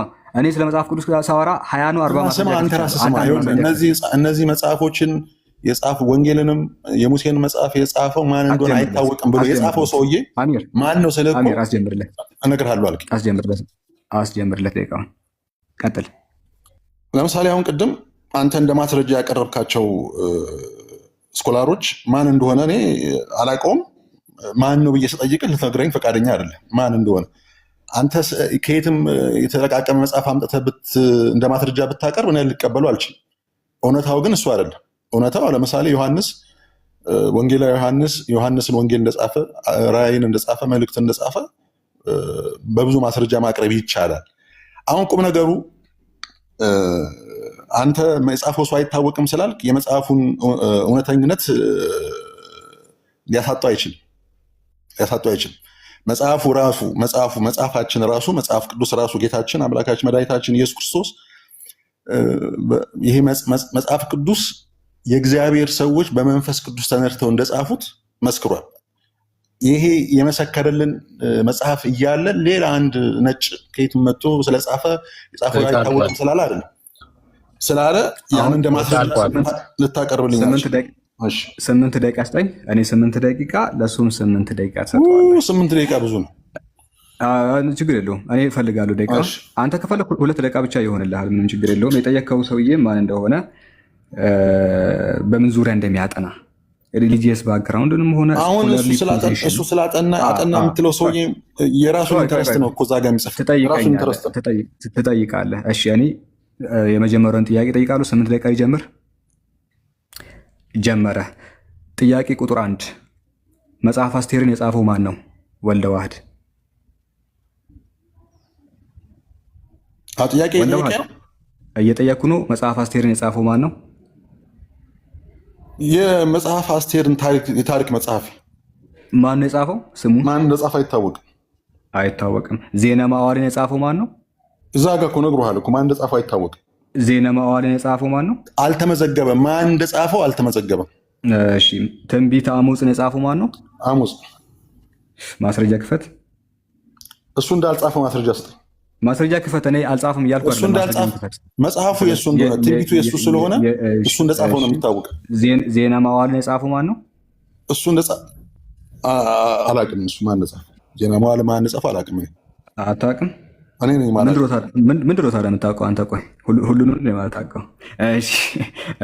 እሺ መጽሐፈ ዕዝራን የጻፈው ማን ነው? ዕዝራ። እስቲ ማስረጃ ክፈት። ራሱ መጽሐፈ ዕዝራ ራሱ የራሱን ታሪክ እንደጻፈው መጽሐፉን እሱ እንደጻፈው ማስረጃ ክፈት። እንዳልጻፈው ማስረጃ ስጠኝ አንተ። ማስረጃ ክፈት። ይኸውልህ እኔ እኮ ጽፎታል አልጻፈውም ብዬ ብናገር ማስረጃ ነበር የምከፍተው፣ ግን ማን ነው ብዬ ነው የጠየቅኩት እኔ። ራሱ መጽሐፉ ነው ማስረጃ። ሌላ ማስረጃ ኬት አመጣለሁ? ራሱ መጽሐፉ። እሺ ጥቅሱን ስጠኝ። ራሱ መጽሐፉ መጽሐፈ ዕዝራ እኮ እያለ ነው ስሙ ራሱ ይነገራል። ወገናችን ማስረጃ መጽሐፍ መሳፍንትን የጻፈው ማን ነው? እሱ አይታወቅም። የብዙ መሳፍንት ታሪክ ስለሆነ የታሪክ እሱን ምልኩ ብራዘር አይታወቅም። እሺ ሌላኛው መጠይቅህ ትንቢተ ሚልኪያስን የጻፈው ማን ነው? በማስረጃ ሚልኪያስ ራሱ ማስረጃ ምን ማለት ነው? ማስረጃ ክፈት። አንድ ነገር ልንገርህ። አሁን አንተ የሞኝ ጥያቄ ትንቢተ ሚልኪያስ የተጻፈበት ዘመን መቼ ነው? ማስረጃ ክፈት። መቼ? ወገናችን ቀጣይ ጥያቄ እኔን ደቂቃ ልጠቀም። የዕብራውያንን ደብዳቤ ማን የጻፈው? የዕብራውያን ደብዳቤ ጳውሎስ ነው። ማስረጃ አለ? ለዕብራውያን መልእክት ራሱ ጽፎ ላከላቸው። ማስረጃ ከመጽሐፍ ቅዱስ ማስረጃ ምን ማለት ነው? አንተ አሁን ለዕብራውያን ጽፎ ልኮላቸዋል ጳውሎስ። ማስረጃ አለ? ለዕብራውያን ጻፍኩኝ ብሎ የጻፈውን ደብዳቤ እንደዛ የሚለውን ስጠኝ። ለዕብራውያን ጻፍኩ ያለው ማስረጃ ራሱ ዕብራውያን ማስረጃ የቱ ጋር አንብበው ሙሉ ለዕብራውያን የተላከ ጥቅሱ ንገረኝ። መጀመሪያ ከጳውሎስ ለዕብራውያን የተላከ ነው። መጀመሪያ ላይ እንደዚህ ይላል፣ ከጥንት ጀምሮ እግዚአብሔር በብዙ ነቢያት አይነትና በብዙ ጎዳና ለአባቶቻችን በነቢያት ተናግሮ ይላል። የቱ ጋር ነው የጻፈው? እንደዛ ብሎ ቀጥል። እሺ ሁሉን ደቂቃውን አቁም። ሁሉ ወራሽ ባደረገው ደግሞ ዓለማትን በፈጠረበት በልጁ በዚህ ዘመን መጨረሻ ለእኛ ተናገረን። እርሱም የክብሩ መንጸባረቅና የባህሪው ምሳሌ ሆኖ ሁሉም በስልጣኑ ቃል እየደገፈ ኃጢአታችንን በራሱ ካነጻ በሰማያት በግርማው ቀኝ ተቀመጠ። ከመላእክት ይልቅ እጅግ የሚበልጥ ስምን በወረሰ መጠን እንዲሁ ከነርሱ አብዝቶ ይበልጣል። ከመላእክት አንተ ልጄ ነህ፣ እኔ ዛሬ ወልጄሃለሁ፣ ደግሞ እኔ አባት ሆኗል፣ እርሱም ልጅ ይሆነኛል ያለው ከቶ ለማን ነው? ደግሞም በኩርን ወደ ዓለም ሲያገባ የእግዚአብሔር መላእክት ሁሉ ለእርሱ ይስገዱ ይላል እያለ ይቀጥላል። የቱ ጋር ነው እንደዚህ ያለው? ጳውሎስ የቱ ጋር ነው ጳውሎስ ነው ያለው? ርዕሱ እኮ መጀመሪያ ርዕሱን አንብበዋል። እስኪ ወደ ዕብራውያን የተላከ መልእክት ይላል እንጂ ማን እንደላከው አይናገርም። እንዴ ከቅዱስ ጳውሎስ ለዕብራውያን አይልም። ርዕሱ አይልም። እንደዛ አይልም። ልክፈት። እሺ ቆይ ደቂቃውን አቁም። ውሸትን እዚሁ አየር ላይ ሲያጋልጠው ተመልከት። ርዕሱ ይሄ አይደለ? ይሄ አይደለ? ርዕስ አይደለ? የቅዱስ ጳውሎስ መልእክት ነው። ቶሎ በል። ርዕሱ ይሄ ነው ከላይ ያለው ወደ ዕብራውያን ሰዎች ሹፉ ወደ ዕብራውያን የተላከ መልእክት ይላል እንጂ የቱ ጋር ነው ጳውሎስ ነው የሚለው? ውሸት እንዴት እያለ ምንድነው ውሸት? ወደ ዕብራውያን ሰዎች የተላከ ማን ይላል? ቀጣይ ጥያቄ ይሄም የለም ዋሽታል፣ እንዲሁ እጅ ከፍንጅ ተይዘሃል። ሌላኛው ጥያቄ ምንድነው? ሁለተኛ ክፍለ ዘመን ላይ መጽሐፍ ቅዱስ ነበር አይደለ? ሁለተኛ ክፍለ ዘመን ላይ መጽሐፍ ቅዱስ ነበር አለ።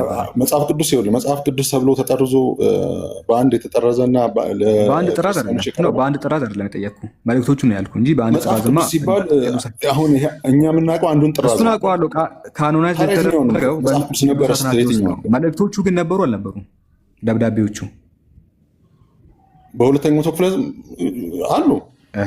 አሉ። እስኪ ርዕስ ያኔ ተጽፈው ርዕስ ያለውን ስጠኝ።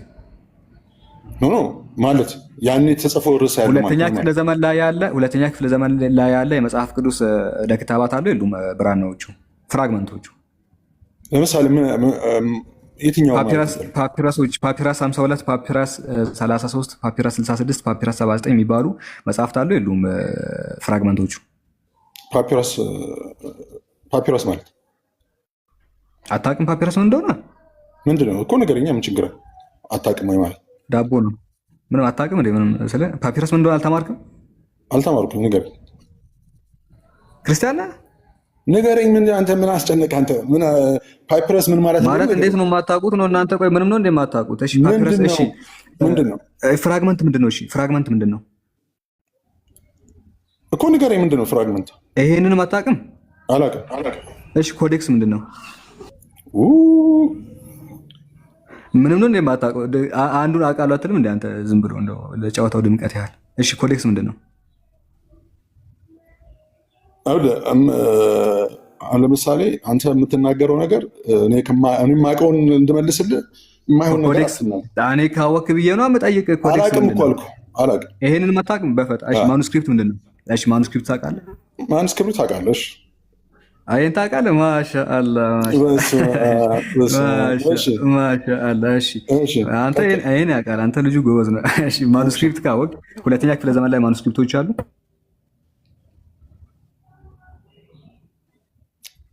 አሁን ስለ ማኑስክሪፕት ሳይሆን የመጽሐፍ ቅዱስ ማኑስክሪፕት ሁለተኛ ክፍለ ዘመን ላይ አሉ። የትኛው ለምሳሌ የትኛው ማኑስክሪፕት? የመጽሐፍ ቅዱስ ማኑስክሪፕት ሁለተኛ ክፍለ ዘመን ላይ አለ የለም? ይኖራል። ምን የሚባል ይኖራል? አላውቅም። እሱንም አታውቅም? ምን ነው? ኧረ ገርመኝ ነው እንጂ እኔ ታውቃለህ ብዬ ዲቤት የገባሁት ከአንተ ጋር። አይ ችግር የለም ማለት እኔ እወያያለሁ ብዬ እኮ ያሰብኩት የሚያውቅ ሰው ነው። ለካ አታውቅም አንተ። ምንም አላውቅም።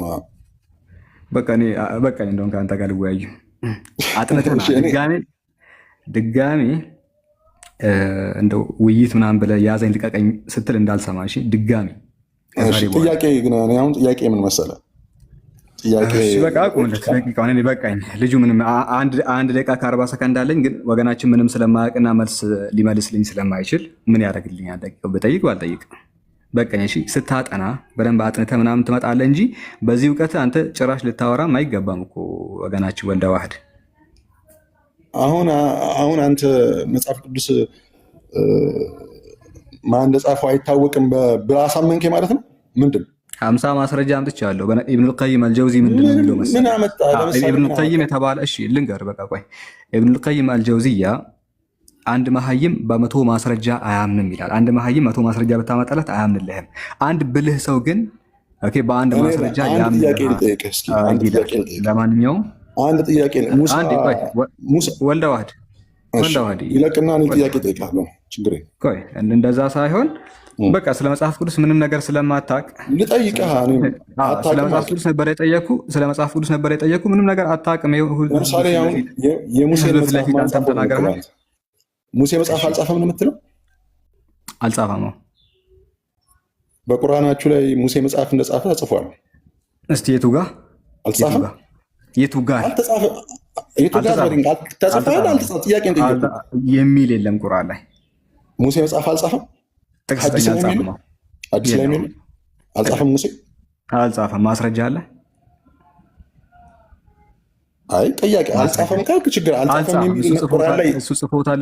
የለም የሚል የለም ወገናችን። ሙሴ መጽሐፍ አልጻፈም። እሺ ሚል አለ? አንተ ያነበብከው ነገር አለ? አይ ጥያቄ ጠየቅኩ ከሌለ የለም አልኩህ አይደል እንዴ? እኔ አልጻፈም አልኩህ እኮ። ለ11ኛ ጊዜ ልድገምልህ፣ እሱ ጽፎታል የሚል ነገር ቁርአን ላይ የለም። ለ12ኛ ጊዜ ልድገምልህ፣ ለ12ኛ ጊዜ ምክንያቱም በአንድ አይደለም አንተ የሚገባ መሰለኝ እና ለ12ኛ ጊዜም እሱ ጽፎታል የሚል ቁርአንን ምን ያህል ሰዎች እንደጻፉ ይታወቃል? ይታወቃል። አዎ በዋነኝነት እነዚህ ኤግዛክት ቁጥሩን የፈለግከው ወይስ በዋነኝነት 4 ሰዎች ጽፎታል? እሺ በዋነኝነት 4 ሰዎችም ከዛም በላይ ጽፎታል። አሁን ሐሳቡ እኔ ላስተምር አልኩህ እኮ ትክክለኛ ቁጥሩን ንገረኝ እኮ ስላስተምር እንዴ ስለ ቁርአን ስለ መጽሐፍ ቅዱስ ማስተምር ስለ ቁርአን እንዴ ምንድነው ችግር? አስተምረኝ ችግር ሃምብል እንደዚህ መሆን አለብህ። ስለ ቁርአን ስናወራ ስክራይበርስ ኦፍ ቁርአን ይላል። እነማን እንደሆኑ ቁርአንኛ እናውቃለን። ደስ የሚለው ፓርት ምን እንደሆነ ልንገርህ። ቁርአን የጻፉ ሰዎች እነማን ናቸው ከተባለ በዝርዝር እዚህኛው ኪታብ ላይ እናገኛለን። አልአደቡ ሸሪዕያ ወይ ደግሞ ከሐዲስም ከፈለክ ሐዲስ መጽሐፉና ቁጥሩ ልጥቀስልህ ከፈለክ መጅሙዑ ዘዋኢድ ላይ ታገኘዋለህ። ለኢማም አጠበራኒ ምን ይላል መሰለህ? እና ሶስተኛ መጽሐፍን ከፈለክ ታሪክ አጠበሪ ለኢማም አጠበሪ በዚህ ታሪኩ ላይ ገጽ 533 ላይ እናገኛለን። በሌላም ቦታ ሙዕጀም አልከቢር ለኢማም አህመድ አጠበራኒ አጠበራኒ የሐዲስ ሊቃውንቶች ናቸው። እሺ አሁን ስም ጠቅስልህ ምን ይላል? ቁርአን የጻፉ ሰዎች ስም ዝርዝር ነው። ከነሱ መካከል አን ዘይድ ኢብኑ ታቢት ዋነኛው ቁርአንን ከመጀመሪያው እስከ መጨረሻው የጻፈው ማለት ነው። ይሄ ዛሬ ህዝቡ የሚጠቀምበት ቁርአንን ከመጀመሪያው እስከ መጨረሻው የጻፈው እሱ ነው፣ ዘይድ ኢብኑ ታቢት።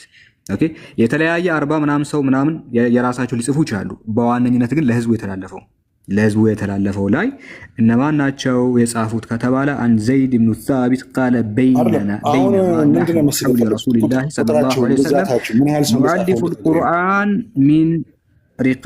አንድ ታዳምጣለህ ያልኩ ገብቶሃል? ምን መሰለህ ከቁጥራቸውን ነግረኝ ወደ እየነገርኩ ነው። እኛ ቁጥር ንገረኝና ወደዛ ትገባለህ። ችግር የለም ቁጥሩ ብቻ ነው። እሺ አዳምጥ። በወቅቱ በጣም ብዙ ሰሃቦች ነበሩ አይደለ? ወልደ ዋህድ አይደለ? ቁጥራቸውን ንገረኝ። በጣም ብዙ እኮ መልስልኝ። በወቅቱ ብዙ ሰሃቦች ነበሩ አልነበሩም? እሱን አንተ ነው የምታውቀው እኮ እየጠየቅኩ ነው እኮ እኔ አሁን የምፈልገው እሱን ካላወቅ ልንገርህ። እሺ በወቅቱ ብዙ ሰዎች ቁርአን ይጽፉ ነበረ። በዋነኝነት ከፈለክ ዛሬ ለህዝቡ የተላለፈው 4 ሰዎች ጽፎታል። 4 ሰዎች ብቻ ናቸው የጻፉት ቁርአን? ከዛም በላይ የሆኑ ሰዎች እኮ ለራሳቸው ይጽፋሉ። ግን ለህዝቡ የተላለፈው ላይ 4 ሰዎች እንደጻፉት እናምናለን። ላንብብልህ፣ ስማቸው ልንገርህ።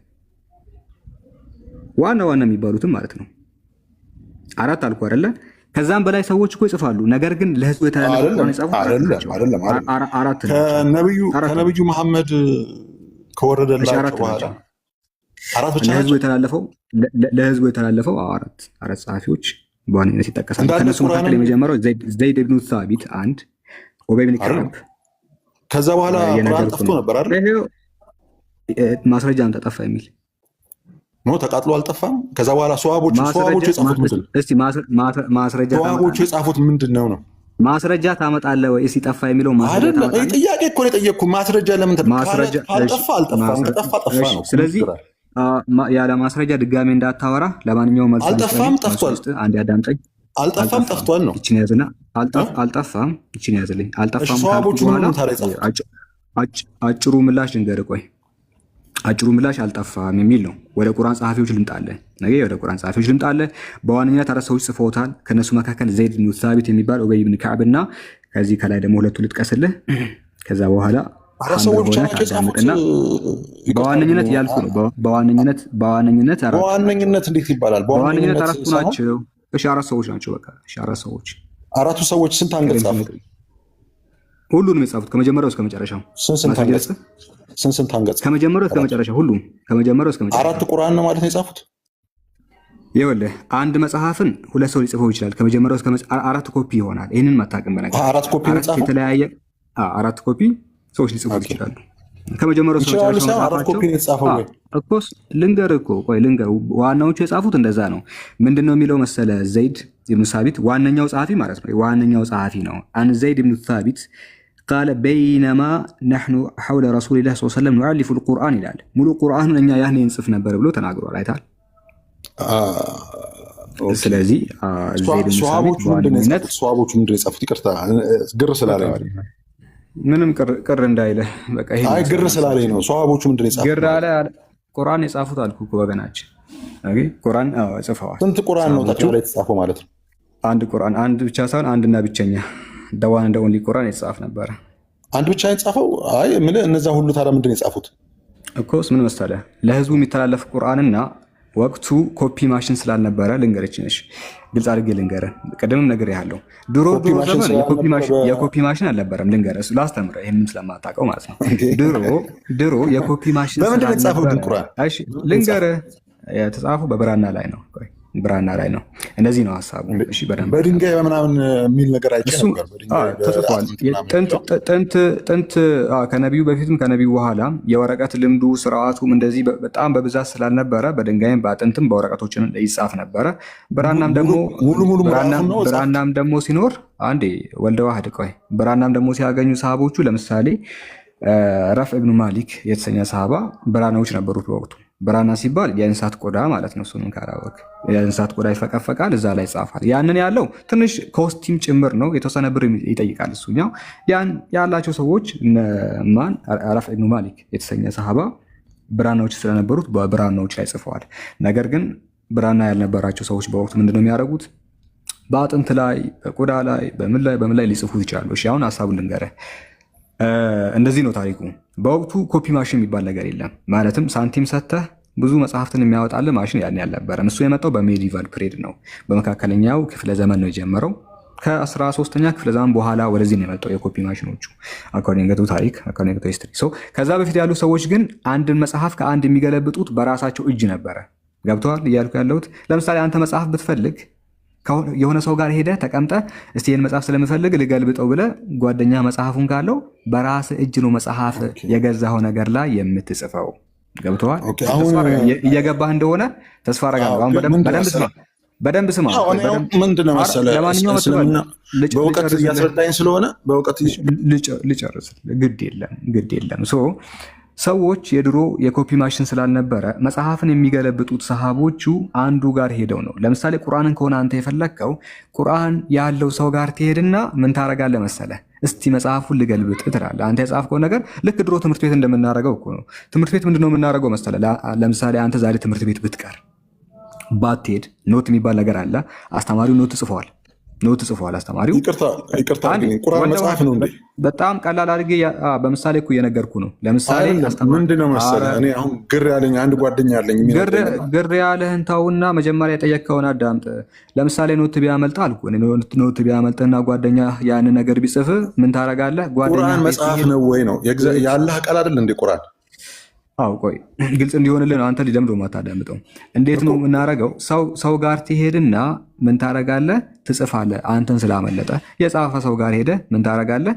የጻፍክ ያመለጠህን ነገር ታገኛለህ። ስለዚህ ሰሃቦች ከአንድ በላይ ቁርአን ያላህ ቃል አይደለ ወይ ነው የኔ ጥያቄ እኮ። አረ ስለዚህ ጥያቄውን እንግዲህ ወገናችን ምንድነው መሰለህ ምንም ላረግልህ ያላህ ቃል ነው። ያላህ ቃል ደግሞ እንደዚህ ምንድነው መሰለህ አሁን አንድ ጓደኛ ነገር ያልገባ ጓደኛዬ ሙስሊም አንድ የጠየቀኝ የነገረኝ ነገር ነበር፣ ግልጽ እንዲሆንልኝ ነው አሁን እየጠየቅኩ ያሉት። ያኛው ገብቷል? መጀመሪያ የጠየቀው ከማለፍ በፊት አይ ምንድነው መሰለህ አሁን አንተ መጀመሪያ የጠየቀው ገብቶ መጀመሪያ ብዙ ናቸው የጻፉት አልከኝ። ቁርአን የጻፉት ብዙ ናቸው አልከኝ። እነማን እንደሆኑ ይታወቃሉ? እሱን ይታወቃሉ። ሁሉም ስማቸው ይታወቃል፣ ከነ አያታቸውም ጭምር ይታወቃሉ እኮ አንተ ስለማታውቅ። ስንት ናቸው? ቁጥራቸው ግን ስንት ነው? ወአለይኩም ሰላም ወራህመቱላሂ ኡስታዝ። አይደለም ቁጥራቸውን ሳትነግረኝ እንዴት እንደሚጽፍ እየነገረኝ መረዳት አልፈለግም። 4 ነው ትለኛለህ፣ እንደገና ብዙ ናቸው ትለኛለህ። ግራ ያጋባኝ እኮ አንተ። ቆይ ወልደዋድ ሚዩት አድርግ። ምን መሰለህ ማለት ጥያቄ ይጠይቅህና ልክ ስትመልስለት ሌላ ጥያቄ ይጠይቃል፣ ሌላ ጥያቄ ይጠይቃል። አሁን እያዳከመ ነው ያለው። ስለዚህ ምን ታደርጋለህ? ስፔሲፋይ ደቂቃ ያያዝለትና 3 ደቂቃ ይሰጡትና ከዛ ደቂቃ ስፔሲፋይ የሆኑ ጥያቄዎች አንዳንድ ጥያቄዎች ይጠይቅና ሲጨርስ ከጨረሰ በኋላ በሰላም ተለያይታችሁ ሌላ ሰው ደግሞ ይገባል። እንደዛ ይሻላል እንጂ አሁን በጣም እየደከመ ነው ያለው። ምንም ወንድ አለ። አሁን የኔ ጥያቄ ነበር አሚር